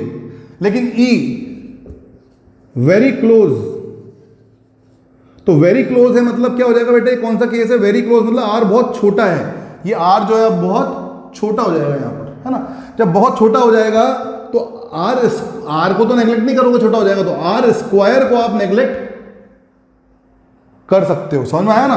तो ई वेरी क्लोज कितना हो जाएगा आपके पास, के क्यू, और ये आर को तो आप नेग्लेक्ट नहीं करोगे, लेकिन ये आर स्क्वायर को आप नेग्लेक्ट करके जीरो कर दोगे, ठीक है। तो ये जीरो हो गया, तो ये सिर्फ ये बड़ा वाला आर रह गया, तो बड़ा वाला आर का स्क्वायर की पावर 3/2 है, तो 2 से 2 कट गया, तो आर क्यूब रह गया। समझ में आया कि नहीं आया ये चीज, ये चीज आपको याद होनी चाहिए भाई, दोनों की दोनों क्या, तीनों की तीनों याद होनी चाहिए। जिसको ये नहीं याद फिर वो कैसे करेगा क्वेश्चन। समझ में आया कि नहीं आया, आ गया ना समझ में, ठीक है। तो सर पहले तो ये अट्रैक्ट करेगा, है ना, ठीक है, अट्रैक्ट करेगा, कैसे करेगा, फोर्स लगेगी उसके ऊपर, फोर्स कितनी लगेगी, फोर्स लगेगी सर QE, है ना। Q वो चार्ज होता है जो इलेक्ट्रिक फील्ड में आप रख रहे हो, कौन सा चार्ज रख रहे हो, -Q रख रहे हो, तो ये -Q रख रहे हो आप, ठीक है। और E इलेक्ट्रिक फील्ड होती है ना, तो इसकी वजह से इलेक्ट्रिक फील्ड -Q, मैग्नीट्यूड मत रखो, मैग्नीट्यूड की बात करो, मतलब डायरेक्शन मत रखो, तो Q चार्ज आप रख रहे हो, ठीक है। किस इलेक्ट्रिक फील्ड में रख रहे हो, E इलेक्ट्रिक फील्ड में रख रहे हो, वो इलेक्ट्रिक फील्ड क्या है, ये रही, समझ में आया। तो उसके ऊपर फोर्स लगेगी QE, उस चार्ज के ऊपर फोर्स लगेगी QE, इसकी वजह से वो इधर आएगा यार, समझ में आया, क्लियर है ये चीज, है ना। चलो भाई, वेरी गुड। चलिए भाई,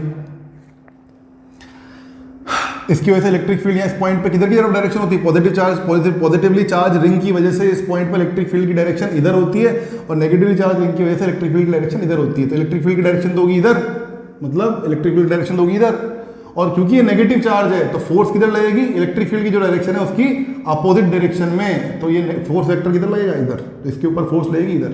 समझ में आ रही है मेरी बात, क्लियर है ना ये चीज़। तो चलिए अभी हम मैग्नीट्यूड की बात करते हैं, तो हम फोर्स के ऊपर से भी वेक्टर हटा रहे हैं, या माइनस हटा रहे हैं, और यहाँ इलेक्ट्रिक फील्ड के ऊपर से भी वेक्टर हटा ले रहे हैं, समझ में आया ना।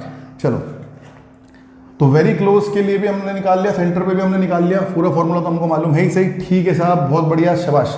अब लिखो आप, ये रिंग, ये जो चार्ज है जब आते आते यहाँ पर क्लोजली आ जाएगा, ठीक है, वेरी क्लोज, उसके ऊपर इलेक्ट्रिक फील्ड कितनी लगेगी, इतनी। इसको अगर मैं इस Q से मल्टीप्लाई कर दूं या Q और लिख दूं तो उतनी फोर्स लग जाएगी इसके ऊपर यहाँ पर, ठीक है ना, ओके। सर जब मैं इसको ये फोर्स तो लगेगी ना, फिर भी आप पास की तरफ लगेगी, बिल्कुल लगेगी। तो आप समझिएगा, ये रिंग है मेरे पास, और ये चार्ज पास में आते जा रहा है, आते जा रहा है, आते जा रहा है, आते जा रहा है, आते जा रहा है। अब जो ये रिंग है, वेरी क्लोज भी फोर्स लग रही है उधर की तरफ, आएगा वो, कोई दिक्कत नहीं। लेकिन जैसे ही इस रिंग के सेंटर में वो पहुंच जाएगा तो उसके ऊपर E कितना हो जाएगा, 0। E 0 लग जाएगा, इसका मतलब क्या है, 3D में अज्यूम करने की कोशिश करना। 3D में अभी क्या हो रहा है बेटा, अभी ये जो रिंग है और यहां पर जो मेरे नाक के ऊपर -Q चार्ज बैठा हुआ है, इस -Q को ये रिंग जो है अपनी तरफ खींच रही है। जैसे ही वो -Q चार्ज सेंटर पे आ जाएगा उस रिंग के, तो सेंटर पे आते ही उसके ऊपर E 0 हो जाएगा, E 0 हो जाएगा तो F 0 हो जाएगा, समझ में आया। उसके ऊपर यहाँ सेंटर पे फोर्स लगना बंद हो जाएगा, 0 हो जाएगा।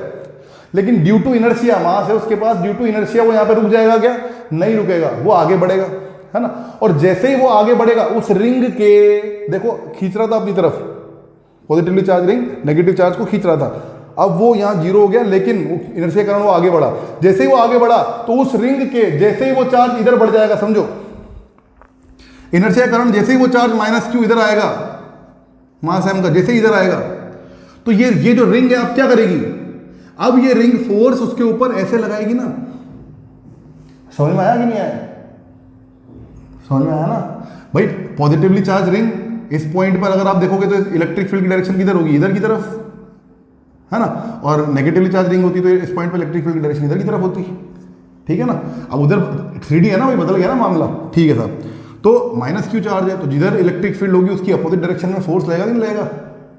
ठीक है, आप ऐसे समझ लो, अभी ये रिंग थी, रिंग ये इस चार्ज को खींच रही थी, है ना, बीच में आके जीरो हो गया, जैसे आगे बढ़ा वापस से इधर खींचने लग गई, है ना। मतलब ये ऑसिलेशन करेगी नहीं करेगी, वापस से आएगी इधर, वापस से जीरो होगा, वापस से इधर आएगी, फिर इनर्शिया के कारण फिर यूं यूं यूं यूं ये चार्ज होता रहेगा, नहीं होता रहेगा? समझना, ये क्यू चार्ज जो है ये ऑसिलेशन करता रहेगा, ऑसिलेशन करता रहेगा, ठीक है ना। चलिए, तो ये तो हमको पता चल गया, ऐसे दिमाग में तो आ गया कि ऑसिलेशन करेगा सर, पर कैसे करेगा देखिए। वेरी क्लोज जब ये होगा तो इसके ऊपर फोर्स कितनी लगने वाली है? F, which is equal to Q, तो Q E कितना वेरी क्लोज, ये रहा K Q R अपॉन ये कैपिटल R का Q।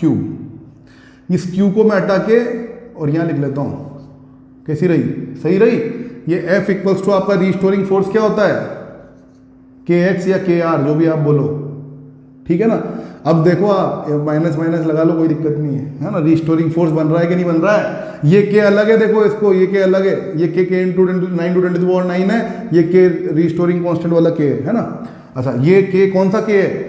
ये T equals to time period जो हम निकालेंगे 2π√m/k वाला के है, ये वाला रिस्टोरिंग फोर्स वाला, है ना। ठीक है, तो देखो पहली बात यहां पे प्रूव क्या हो गया कि ये फोर्स ऐसी की ऐसी कंपेरेबल फोर्स आ रही है, इसका मतलब ऑसिलेशन तो ये करेगा। अब टाइम पीरियड क्या होगा? यहां पर जो ये के है वो यहां पर क्या है? ये पूरी चीज है, ठीक है। बस तो फिर इस के को उठा के यहां रख दो, क्या आएगा भाई? क्या आ जाएगा? 2π√m/k कितना है? K Q Q by R Q. Answer समझ में आ गया? क्लियर है? टाइम पीरियड भी निकल गया, है ना। आया हुआ क्वेश्चन है आईआईटी में, ठीक है। आईआईटी आया हुआ क्वेश्चन है ये, ध्यान से देख लेना, ठीक है। टाइम पीरियड भी आपका बड़ी आसानी के साथ निकल गया बच्चों, है ना। या फिर आप इसको ऐसे भी कर सकते हैं, देखिए ये जो फोर्स है इसको आप वो -m⁻² जो होता है ना उसके बराबर भी पुट कर सकते हो। रिस्टोरिंग फोर्स होती है ना -kx या -k क्या होता है? m⁻², तो m⁻² r के बराबर भी पुट कर सकते हो। यहाँ से भी आप कह सकते हो कि भाई m⁻² क्या होगा? ये होगा, है ना। फिर ω² निकालना है तो ω² कितना हो जाएगा? k q q bye m/3, है ना। अब ओमेगा आ गया तो ये रूट हो जाएगा, ये चीज़, ये क्या हो जाएगा? 2π/t। क्यों बता रहा हूँ? ताकि रिपीट हो जाए एक बार और, है ना। तो t कितना हो जाएगा यहाँ से? 2π√m/3 अपॉन k/q, वही आ जाएगा, देखो, है ना। कैसे भी अपन कर सकते हैं, मैकेनिक्स इंक्लूड है प्लस इलेक्ट्रोस्टैटिक्स भी इंक्लूड है। अच्छा क्वेश्चन लगा हुआ आप लोगों को, आई होप अच्छा लगा, मजा आया करने में।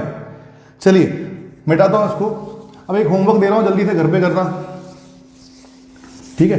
थोड़ा सा अच्छा क्वेश्चन है, घर पे करना, अच्छा लगेगा आपको करने में। बैंकिंग ऑफ रोड से जोड़ूंगा, देखो क्वेश्चन, है ना। कहाँ से जोड़ूंगा? बैंकिंग ऑफ रोड से। आपको दे रहा हूँ बच्चों, सभी बच्चों को दे रहा हूँ ये क्वेश्चन घर पे करने के लिए। अगर नहीं आए तो पूछेगा, अगले लेक्चर में हम ले लेंगे इस क्वेश्चन को, ठीक है। ध्यान से देखना।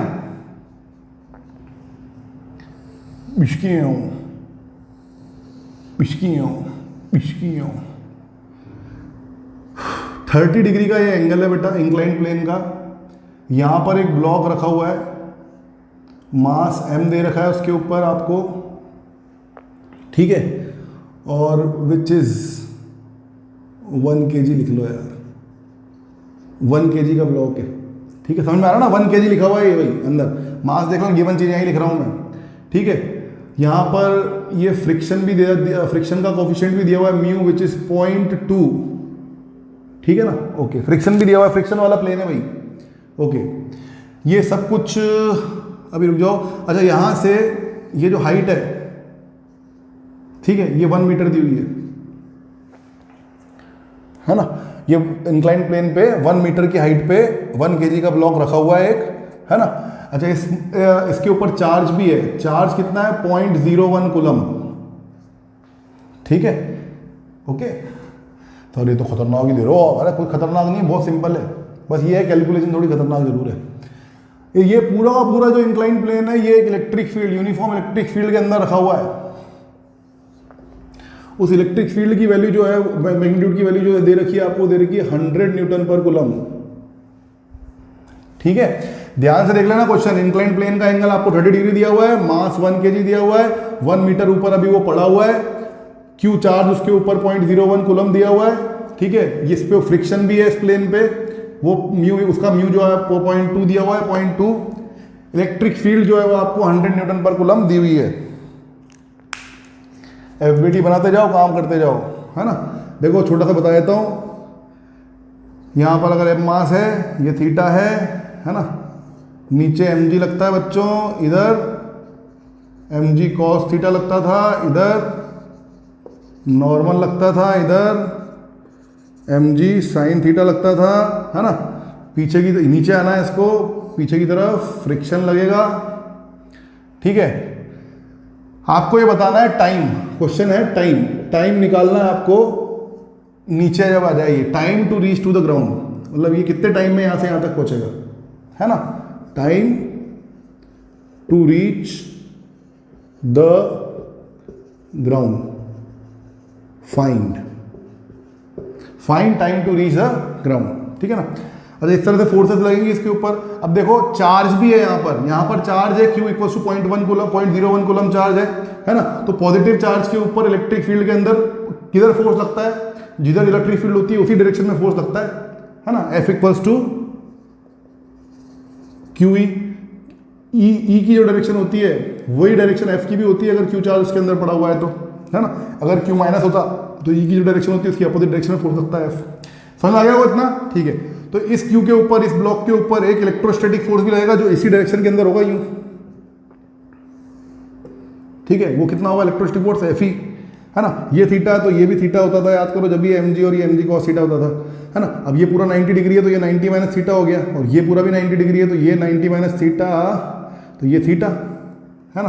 तो इधर की तरफ क्या हो जाएगा, Fe, सारा मैं ही कर दूंगा क्या, cos थीटा, है ना। और इधर की तरफ क्या हो जाएगा, ये Fe sin थीटा, ठीक है। अच्छा अब देखो इधर की तरफ एक्सेलरेशन करना, ठीक है, और निकालना भाई ये F फ्रिक्शन कितना होगा, म्यू n कितना होगा, ये प्लस ये, है ना। डायग्राम मैंने बना के बता दिया है, एक्सेलरेशन निकाल लोगे, एक्सेलरेशन निकाल के S equals to ut plus half at square लगाना, और वहां से आपका जो t का आंसर आएगा वो 1.3 या 1.5 के करीब आ जाएगा सेकंड्स, ठीक है ना, ठीक है। बता मैंने ही दिया है लेकिन ट्राई आप करना एक बार, है ना, करने की कोशिश करना। अच्छा S क्या लोगे, S ये 1 मीटर मत ले लेना भाई, ये 30 है, ये 1 है, तो ये कितना होगा, sine theta sine 30 will be equals to perpendicular, अरे यार ये भी तो बताना पड़ेगा, sine 30 which is 1/2 equals to perpendicular upon hypotenuse. Perpendicular क्या है 1 अपॉन हाइपोटेनियस क्या होगी 2, तो हाइपोटेनियस क्या है ये, तो ये डिस्टेंस कितनी हो गई 2, तो दिस विल योर S, है ना। समझ में आया कि नहीं आया, ठीक है ना। तो S आपका 2 होगा ना कि 1, तो S 2 हो जाएगा, U 0 है, यहाँ दे देता हूँ, U 0 है, इनिशियल वेलोसिटी 0 है, हाफ A आप यहाँ से निकाल ही लोगे, बड़ी वाली फोर्स माइनस छोटी वाली फोर्स इक्वल्स टू ma करके A निकालना है ना। सब चीज़ें दी हुई है, t स्क्वायर है, ये आंसर आना चाहिए। G को 10 लेके देखोगे तो शायद 1.5 आएगा। इसको आप एनर्जी कंजर्वेशन से भी कर सकते हैं, as well as Newton law of motion वाले कॉन्सेप्ट से भी कर सकते हैं, ठीक है। करके देखिएगा, अच्छा क्वेश्चन है, होमवर्क है, ठीक है। चलिए मिटा रहा हूं इसको बच्चों, चलिए मजा आना चाहिए बच्चों, मजा आना चाहिए। एपी पूरे बोल दो एक बार यार। हाँ देखो यहाँ पर गर्मी में अपन पढ़ा रहे हैं, है ना, वो सब आप लोगों के लिए हो रहा है, ठीक है। हाँ तो आप लोगों को जोश में रहना है, बिल्कुल एकदम फुल हाउस द जोश, सर ऐसा समझ रहे हो ना मेरी बात, हाँ बिल्कुल लड़ने जाना है अपन को अभी। चलो तो देखो बच्चों, इसी के साथ अब मैं कुछ और इंपॉर्टेंट चीजें कराने जा रहा हूं आपको। देखिएगा भाई, ध्यान से समझिएगा मैं क्या करा रहा हूं अभी आपको, अब है ना। अब बहुत इंपॉर्टेंट काम होने जा रहा है बच्चों, ध्यान से समझना है ना, जो भी अब मैं कराऊंगा वो ध्यान से समझना। अब हम समझेंगे बेटा इलेक्ट्रिक फील्ड और इलेक्ट्रिक पोटेंशियल, है ना, दोनों, सो होलो स्फीयर भी और सॉलिड स्फीयर की वजह से भी, ठीक है। तो यहाँ बना रहा हूँ मैं बेटा, ये मैंने बना दिया होलो स्फीयर, समझना है बस आपको, हेडिंग डाल देना electric field intensity and electric potential due to hollow and solid sphere, खत्म बात। होलो स्फीयर और यहां पर मैं लिख देता हूं सॉलिड स्फीयर, ठीक है, ओके। यहां पर लिखता हूं होलो स्फीयर, यहां पर लिख देता हूं सॉलिड स्फीयर, ठीक है ना तब, ओके। ग्रेविटेशन मैंने बच्चों आपको चार्ट बनवाया हुआ है ऐसा, है ना, लेकिन जो नए बच्चे होंगे क्या पता उनको पता ना हो, इसलिए दोबारा बनवा रहा हूँ, ध्यान से देखिएगा इसको, ये एक बार याद हो जाता है तो हमारे लिए आसान हो जाता है काम। ये चार्ट हमारा बन रहा है इलेक्ट्रिक फील्ड इंटेंसिटी का, ये हमारा चार्ट बन रहा है बच्चों इलेक्ट्रिक पोटेंशियल का। What is electric potential we don't know yet, but हम याद कर लेगा, we will memorize it sir, है ना, हाँ, चतुर की तरह काम करना है अभी आपको, ठीक है साहब। अरे सर आप तो चतुर बना रहे हो सर यार, अरे चतुर नहीं बना रहा बेटा, तो देखता जा बस अभी, एक तो लाइनें बनती नहीं है अपन से यार, इलेक्ट्रिक फील्ड इंटेंसिटी, चलो स्पेस कम है ना अपने पास, चलो कोई बात नहीं, वी विल अरेंज। देखो भाई कुछ भी नहीं है बेटा, ये एक स्फीयर बना लेता हूं मैं यहां पर, ठीक है, इस स्फीयर की रेडियस बोल देता हूं मैं कैपिटल आर, है ना, और ये एक पॉइंट यहां ले लेता हूं which is P inside point है, ठीक है। फिर यहां पर एक इस पॉइंट ले लेता हूं, उसको मैं बोल देता हूं पी एस, सरफेस पे पॉइंट है, और यहां पर एक पॉइंट ले लेता हूं पी आउटसाइड पॉइंट है। ध्यान से देखिएगा बच्चों, यहां पर ये आर डिस्टेंस है, ये छोटा वाला आर डिस्टेंस, ये जो सरफेस पॉइंट है इसको हटा दो, इसको ले लो ये जो सरफेस पॉइंट है, ध्यान से देखिएगा, ये भी आर डिस्टेंस है, वेरिएबल डिस्टेंस है यार। यहां पर ये आर, छोटा वाला आर इक्वल टू क्या हो रहा है, कैपिटल आर, समझ रहे हो ना। अच्छा, और पी नॉट डिस्टेंस यहां पर ले लो, ये रही, ये कोई आउटसाइड पॉइंट है पी नॉट, ठीक है। और यहां पर जो ये आर डिस्टेंस है, छोटा वाला आर डिस्टेंस है, ये ग्रेटर देन आर है, ठीक है। यहां पर ये आर लेस देन आर है। समझ में आया होगा आपको क्या है क्या नहीं। देखो समझो, मैंने क्या किया, एक स्फीयर लिया, स्फीयर पे मैंने 3 पॉइंट कंसीडर किए, क्योंकि कहीं पे भी इलेक्ट्रिक फील्ड इंटेंसिटी आपसे पूछ सकता है। तो एक स्फीयर लिया, स्फीयर पे मैंने एक पॉइंट तो कहां कंसीडर किया बेटा, अगर एक sphere R, capital R radius का एक स्फीयर लिया तो एक पॉइंट मैंने उस स्फीयर के इनसाइड में कंसीडर किया। स्फीयर के इनसाइड में कंसीडर करने का मतलब ये होता है कि स्फीयर के इनसाइड मतलब जो मेरी आर डिस्टेंस है सेंटर से उस पॉइंट की, पी इन वाले पॉइंट की जो डिस्टेंस है ना, वो कैपिटल आर से छोटी है, मतलब छोटा वाला R will be less than equal to capital R. फिर एक पॉइंट लिया मैंने सरफेस पर, जहां पर क्या हो रहा है, जो मेरा छोटा वाला आर वेरिएबल डिस्टेंस है, उस पॉइंट की जहां पर इलेक्ट्रिकल इंटेंसिटी निकालनी है, उस पॉइंट की सेंटर ऑफ द स्फीयर से डिस्टेंस है, और इस बार मेरा जो छोटा वाला आर है वो बराबर है कैपिटल आर के, बिकॉज वो रेडियस पे ही है वो पॉइंट, ठीक है ना। और ये मैंने बाहर कोई पॉइंट लिया है, वो पी नॉट पॉइंट है, पी ओ पॉइंट है एक्चुअली वो, है ना, वो पी एस है और ये पी ओ है। यहां पर क्या हो रहा है, जो छोटा वाला आर डिस्टेंस है वो ग्रेटर देन आर हो रहा है, मतलब इस रेडियस से बड़ा है, ठीक है ना। चलिए इसी तरह से मैं यहां पे बना लेता हूं बेटा, देखो सबके लिए ऐसा डायग्राम बनेगा ये, है ना।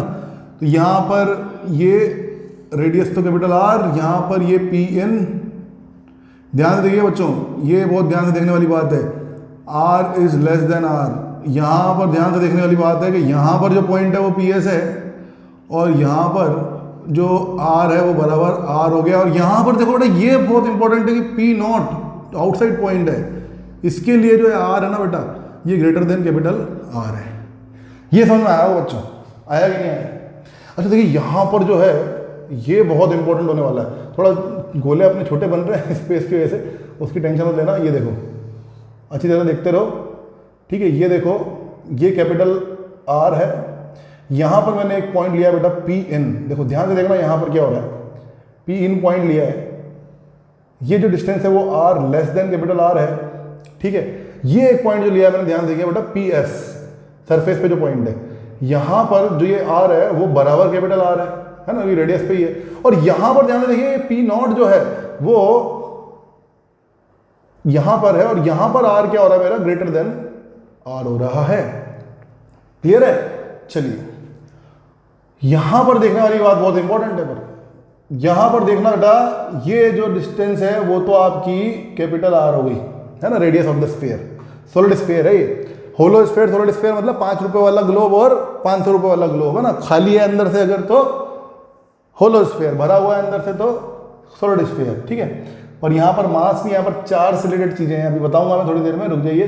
तो यहाँ पर देखिए ये पी इनसाइड पॉइंट है ना कोई, तो यहाँ से यहाँ तक की जो डिस्टेंस होगी वो क्या होगी बेटा, R is less than capital R. यहाँ पर एक पॉइंट लेता हूँ पी एस, सरफेस वाला पॉइंट, यहाँ की जो डिस्टेंस होगी उसमें क्या हो जाएगा बेटा, R is equals to capital R. और यहाँ पर नहीं, यहाँ तो वही सरफेस वाला हो गया यार, तो कहाँ लेना है फिर आउटसाइड, तो यहाँ पर कोई पॉइंट ले लो आउटसाइड पी ओ, तो वहां पर जो आप लोगे तो देखो ये चीज, तो यहां पर ध्यान से देखिए बेटा, आर जो है आपका क्या हो जाएगा, R greater than capital R. Sir सारे एक जैसे तो थे हाँ, तो सारे एक जैसे थे ना बेटा। तीन ही पॉइंट पे आपको क्या आना चाहिए, देखो समझो मेरी बात, इस चार्ट से आपको क्या पता चलेगा, इनसाइड पॉइंट पे, सरफेस पॉइंट पे और आउटसाइड पॉइंट पे होलो स्फीयर की वजह से इलेक्ट्रिक फील्ड इंटेंसिटी क्या होती है, मैं यहां बताऊंगा। Electric field intensity solid sphere के लिए इनसाइड पॉइंट पे, सरफेस वाले पॉइंट पे और आउटसाइड वाले पॉइंट पे क्या होती है वो मैं यहां बताऊंगा। इलेक्ट्रिक पोटेंशियल होलो स्फीयर के लिए इनसाइड पॉइंट पे, सरफेस वाले पॉइंट पे और आउटसाइड वाले पॉइंट पे क्या होता है वो मैं यहां बताऊंगा। और सॉलिड स्फीयर के लिए इलेक्ट्रिक पोटेंशियल इनसाइड पॉइंट पे, सरफेस पे और आउटसाइड क्या होता है वो मैं यहां बताऊंगा। देखो ये इलेक्ट्रिक फील्ड इंटेंसिटी ई से नोट करते हैं हम, तो ई इन लिख रहा हूं पहले तो इनसाइड पॉइंट पे, फिर ई एस लिख रहा हूं और फिर ई ओ लिख रहा हूं। ध्यान से देखिएगा, इनसाइड पॉइंट पे electric field intensity inside a hollow sphere होती है बेटा 0। क्लियर है?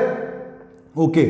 इलेक्ट्रिक फील्ड इंटेंसिटी सरफेस पर होती है बेटा के, उसके ऊपर सब चार्ज मान लो क्यू क्यू क्यू क्यू है ना, तो के क्यू बाय सरफेस पर capital R square, outside point पर के क्यू बाय छोटा वाला आर, वो R greater than capital R है, वो कितना है वो पता नहीं है अपन को, जितना भी हो उसका स्क्वायर। ये आर वेरिएबल है, जबकि ये आर कांस्टेंट है, फिक्स्ड है, रेडियस ऑफ द स्फीयर ये वेरिएबल है, जितना भी दूर हो उतना।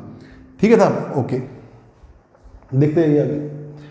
यहां पर electric field intensity inside point पर क्या होगी बच्चों, होती है सॉलिड स्फीयर के अंदर किसी पॉइंट पर क्या होती है, के क्यू छोटा वाला आर अपॉन कैपिटल आर का क्यूब। ध्यान दीजिएगा यहां पर जीरो नहीं होती है, सॉलिड स्फीयर के इनसाइड में इलेक्ट्रिक फील्ड इंटेंसिटी जीरो नहीं होती है, के क्यू छोटा वाला आर अपॉन कैपिटल आर का क्यूब। कैपिटल आर का क्यूब फिक्स्ड है, कांस्टेंट क्वांटिटी है, के क्यू कांस्टेंट क्वांटिटी है, ये आर जो है छोटा वाला आर ये वेरिएबल है। ठीक है ना, ये कितना छोटा है वो पता नहीं है अपन को, है ना, वो पता नहीं, अंदर कहीं भी हो अंदर है भाई, छोटा R is less than R is less than capital R. ठीक है, ई सरफेस पर और ई आउटसाइड पॉइंट पर चेंज नहीं होती हैं, ये K Q by capital R का स्क्वायर ही रहेगी, ये K Q by small R का स्क्वायर ही रहती है। समझ में आया आपको? ठीक है, देखिए पोटेंशियल आप लोगों ने नहीं पढ़ा है, लेकिन बता देता हूँ, वी से डिनोट करते हैं इसको, और ये वी इन, ये वी एस, ये मैं दोबारा जब पढ़ाऊंगा तो दोबारा करवा दूंगा, लेकिन अभी भी मैं सोचता हूँ क्यों ना बता दिया जाए ताकि आपके दिमाग में रहे थोड़ा बहुत, कोई दिक्कत नहीं। वी इन इनसाइड पॉइंट पे पोटेंशियल क्या होगा बच्चों, इनसाइड पॉइंट पे पोटेंशियल होगा K Q by capital R. Surface पे पोटेंशियल क्या होगा, K Q by capital are. आप सोचोगे हाँ सर, बिल्कुल सर, जो सरफेस पे पोटेंशियल होता है होलो स्फीयर की केस में, इनसाइड भी पोटेंशियल वही होता है। समझ में आया? इनसाइड में पोटेंशियल जीरो नहीं हो जाता है, इलेक्ट्रिक फील्ड इंटेंसिटी जीरो हो जाती है होलो स्फीयर के इनसाइड, होलो स्फीयर के इनसाइड पोटेंशियल जीरो नहीं होता, जो सरफेस पे होता है वही होता है। ठीक है, आउटसाइड पॉइंट पे जो पोटेंशियल होगा वो के क्यू बाय छोटा वाला आर होता है। ठीक है साहब, यहां पर देखिए वी इन, वी एस और वी ओ। ठीक है साहब, इसका डेरिवेशन होते हैं सबके करवाऊंगा मैं डेरिवेशन, ऐसी बात नहीं है, लेकिन अभी थोड़ी देर के लिए देख लीजिए, के क्यू अपॉन 2 कैपिटल आर का क्यूब, और इधर है 3r स्क्वायर माइनस छोटे वाले आर का स्क्वायर। सर ये क्या हो रहे हैं सर? हाँ है बेटा, याद कर लेने का, एक यही तो एक टेढ़ा है यार, बाकी सब तो सिंपल ही है ना। तो ये सॉलिड स्फीयर के इनसाइड वाले दोनों जो है ना वो याद रखना, पोटेंशियल के Q upon 2r cube, 3 capital R square minus छोटा वाला आर का स्क्वायर, छोटा वाला आर वेरिएबल डिस्टेंस है ना। ठीक है सर। सरफेस पे और आउटसाइड वही रहेंगे, के Q upon capital are, outside के क्यू अपॉन छोटा वाला आर। ये मैंने ऐसे के ऐसे ही आपको ग्रेविटेशन के अंदर भी बताया था चार्ट पूरा का पूरा, है ना। तो आई होप आपको याद रहा होगा, लेकिन नहीं याद रहा तो एक बार और आपको बनाना तो पूरा ही है, दोबारा बनाना है, सब कुछ चार्ट पूरा बनाना है आपको, है ना। अच्छा, अब देखिए बच्चों, मैं आपको थोड़ा थोड़ा सा चीज बता रहा हूं, यहां से ये समझ में आ गया ना। किसी भी इनसाइड पॉइंट पे इलेक्ट्रिक फील्ड पूछ ले आपसे 0, सरफेस पे पूछ ले आपसे तो K Q by capital R का स्क्वायर, आउटसाइड पूछ ले आपसे अगर तो के क्यू बाय छोटे वाले आर का स्क्वायर, इनसाइड पे पूछ ले, सरफेस पे पूछ ले, आउटसाइड पे पूछ ले, ये ठीक है। एक बार और रट लीजिएगा, मैं बता देता हूं, देखो मैं भी बोल के बता रहा हूं।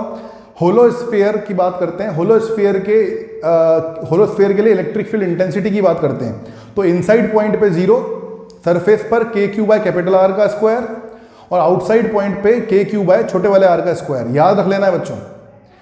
होलोस्फीयर के लिए पोटेंशियल की बात करते हैं, पोटेंशियल की बात कर लेते हैं चलो पहले, है ना।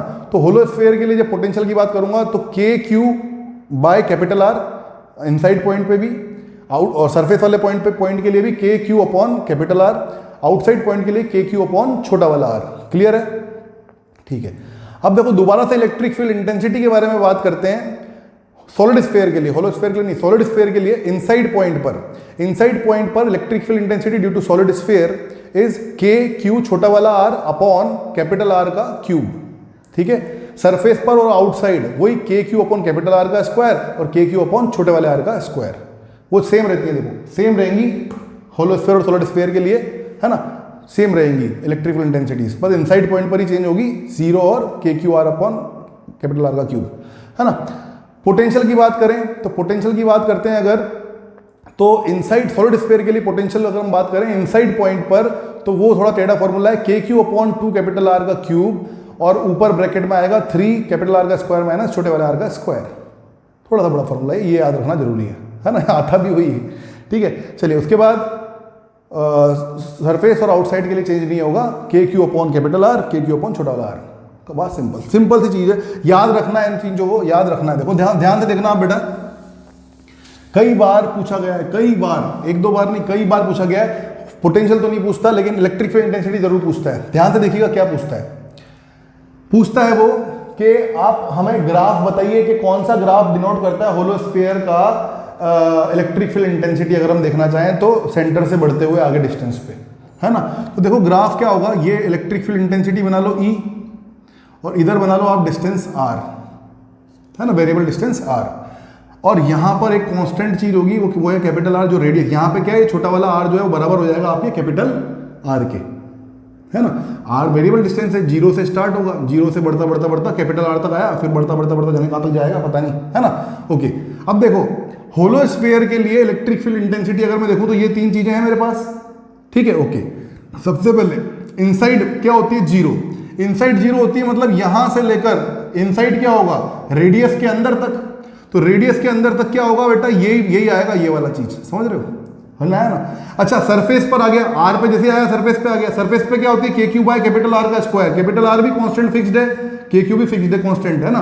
तो K Q by capital R square is a constant quantity, तो यहाँ पे कोई कांस्टेंट क्वांटिटी होगी which is K Q upon capital R का स्क्वायर, तो वो कांस्टेंट क्वांटिटी यहाँ पर ये ग्राफ उठेगा, ये आया फिर ये उठा, ठीक है ना। ओके, उसके बाद क्या हो रहा है बेटा, के क्यू अपॉन छोटे वाले आर का स्क्वायर। यहां पे हम क्या देख रहे हैं, यहां पर हम देख रहे हैं कि जो हमारा ई है वो डायरेक्टली प्रोपोर्शनल हो रहा है 1 अपॉन आर स्क्वायर के, क्योंकि के क्यू तो कांस्टेंट है, लेकिन आर स्क्वायर जो है वो क्या है, आर स्क्वायर हमारा वेरिएबल चीज है ना। बाहर कैसे कैसे बढ़ते जा रहा है, मतलब स्फीयर के बाहर कैसे बढ़ते जा रहा है, तो R square is a variable thing, तो E is inversely proportional to छोटे वाले आर का स्क्वायर आउटसाइड द स्फीयर, है ना। तो हम जानते हैं कि आर के इनवर्सली प्रोपोर्शनल का ग्राफ कैसा होता है बच्चों, इनवर्सली प्रोपोर्शनल ग्राफ हमेशा याद रखिएगा ऐसा आता है, ठीक है। तो ये ग्राफ बना 0, आर पे ऊपर उठ गया क्योंकि बाय आर स्क्वायर, और फिर वहां से ये ग्राफ, ये टच नहीं करना है आपको ना, इन्फिनिट पे जाएगा वो। तो ये ग्राफ जो है वो किसका आया, होलोस्फीयर की वजह से इलेक्ट्रिक फील्ड इंटेंसिटी का। बहुत बार पूछा गया है, IIT में याद रखना, नीट में भी पूछा गया है ना, AIPMT में बहुत बार पूछा गया ये ग्राफ, ठीक है। समझ में आया, क्लियर है। चलिए आगे देखते हैं, सॉलिड स्फीयर की वजह से भी डायग्राम पूछा गया है बेटा, ग्राफ। तो देख लीजिए फटाक से क्या है दिक्कत है। ये सर ये हमने बोल दिया सर इलेक्ट्रिक फील्ड, ये हमने बोल दिया वेरिएबल डिस्टेंस आर, है ना, और यहाँ पर वो आर जो है वो कैपिटल आर के बराबर हो जाएगा, ये रहा, ये 0।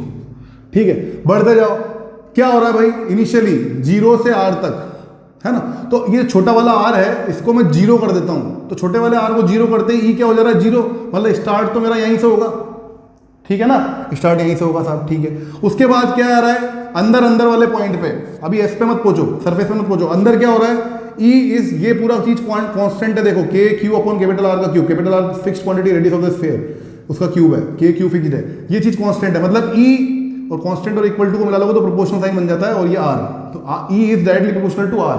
डायरेक्टली प्रोपोर्शनल ग्राफ क्या होता है, स्ट्रेट लाइन, है ना, तो एक स्ट्रेट लाइन आएगी बच्चों, और स्ट्रेट लाइन आएगी कहां तक आएगी वो स्ट्रेट लाइन, सरफेस तक, सरफेस पे ये कांस्टेंट क्वांटिटी आ जा रही है K Q by are square, इसकी तरह, पहले वाले की तरह, तो पहले वाले की तरह यहां पर कहीं हमारे पास के क्यू बाय कैपिटल आर का स्क्वायर होगा, यहां से वो स्ट्रेट लाइन जाएगी ऐसे, ठीक है ना, अब यूं 0 पे नहीं जाएगा, अब स्ट्रेट लाइन जाएगी डायरेक्टली प्रोपोर्शनल, है ना, तो ये देखो ये बन जा स्ट्रेट, ये ऐसे गया, यहां तक कांस्टेंट तक जाएगा, ठीक है ना, तो सरफेस पे आर, रेडियस पे क्या हो गया K Q by R capital R square, उसके बाद सरफेस पे पहुंच गया, उसके बाद आउटसाइड पॉइंट पे आर से बड़े, अगर छोटा वाला आर से कैपिटल आर से बड़ा हो तो ये आउटसाइड पॉइंट, तो आउटसाइड पॉइंट पे देखोगे तो के क्यू अपॉन छोटा, वही पहले वाला ही, ऐसा ही same to same, inversely proportional R square, तो ये इनवर्सली प्रोपोर्शनल का ग्राफ थोड़ा सा अच्छी तरह कर्व बनाना, ऐसा शूं, है ना, कर्व बना देना, ठीक है, तो ऐसा कर्व बनेगा, समझ में आया ना, ठीक है। अगर मैं इसका बना के बताऊं आपको तो पोटेंशियल कैसा बनेगा, देखो ये यूं 0, ये आर, ये कैपिटल आर, देखो पोटेंशियल का भी बना लोगे आप भी ऊपर, है ना, क्या बनाओगे, देखो इनसाइड पे छोटा वाला आर 0 है, तो क्या है ही नहीं, छोटा वाला आर 0 है, तब भी क्या है K Q by capital are, मतलब यहाँ मान लो के क्यू बाय कैपिटल आर है कोई, तो ये 0 पे भी यही है, और सरफेस तक के क्यू बाय कैपिटल आर ही हो रहा है, सरफेस तक, मतलब यहाँ तक भी क्या रहेगा, वो यही रहेगा, तो स्ट्रेट लाइन ऐसा आएगी, आ रही समझ बात, ठीक है। उसके बाद क्या हो रहा है, ये आर के इनवर्सली प्रोपोर्शनल है, तो आर के इनवर्सली प्रोपोर्शनल है, आर स्क्वायर के इनवर्सली प्रोपोर्शनल ग्राफ होता है ऐसा, ठीक है, तो इनवर्सली प्रोपोर्शनल ग्राफ ऐसा बनेगा, ठीक है, ऐसा होलोस्फीयर का बन गया। ये 3 याद ज़्यादा वो करने की जरूरत नहीं है, उसमें भी एक ग्राफ बनता है लेकिन करने की जरूरत नहीं है, आप ये 3 याद रखें, ठीक है, टेक माय वर्ड्स, बहुत इंपॉर्टेंट है, graphs as well as the values of the electric field intensity and electric potential inside at the point inside the sphere, at the point on the surface of the sphere, at the point outside the sphere, तीनों point पर electric field intensity और electric potential के जो values हैं वो याद होने चाहिए आपको, ठीक है, मैं मान के चलूंगा अगले लेक्चर में आपको याद मिलेंगे वो, है ना। उसके बाद आपको इनके ग्राफ भी याद होने चाहिए जिस तरह से मैंने बताया है। तो आई थिंक ये थोड़ा सा बड़ा लेक्चर जरूर हो गया, लेकिन इसमें हमने अच्छे न्यूमेरिकल्स किए बच्चों, है ना, आपको एक होमवर्क भी दिया न्यूमेरिकल का, है ना, और रिंग वाला एक न्यूमेरिकल अच्छा किया था, और भी अच्छे न्यूमेरिकल्स में लेके आऊंगा, प्रैक्टिस और भी घर पे भी कीजिएगा आप, नहीं आया तो पूछिएगा कुछ। और ये हमारा इलेक्ट्रिक फील्ड इंटेंसिटी पूरा समाप्त हो गया बच्चों अभी, ठीक है, इलेक्ट्रिक फील्ड इंटेंसिटी समाप्त हो चुका है ना। अब ये पूरा का पूरा जो electric field intensity continuous charge distribution की वजह से था वो हम पढ़ चुके हैं बच्चों। मजा आया होगा आप लोगों को सारे डेरिवेशन करने में, उनके रिजल्ट्स याद रखने में, उन पे न्यूमेरिकल्स करने में, और ये चार्ट याद रखने में, इनके ग्राफ्स याद रखने में आपको बहुत अच्छा लगा होगा, आई होप, है ना। इलेक्ट्रिक फील्ड इंटेंसिटी बहुत अच्छा टॉपिक है ना, कई मैकेनिक्स से जुड़े हुए क्वेश्चन भी आ सकते हैं, तो उन पे इतना ज़्यादा अभी घुसने की जरूरत नहीं है, लेकिन हाँ जितना पढ़ाया उतना आपको आना चाहिए, ये मैं हमेशा से बोलता रहता हूँ। कंटेंट वाइज शुरुआत से अभी तक जितना पढ़ाया आपको याद होना चाहिए बच्चों, ठीक है। मेहनत को सफल कीजिएगा। थैंक यू, धन्यवाद, thanks for watching, thanks for your response, thank you very much.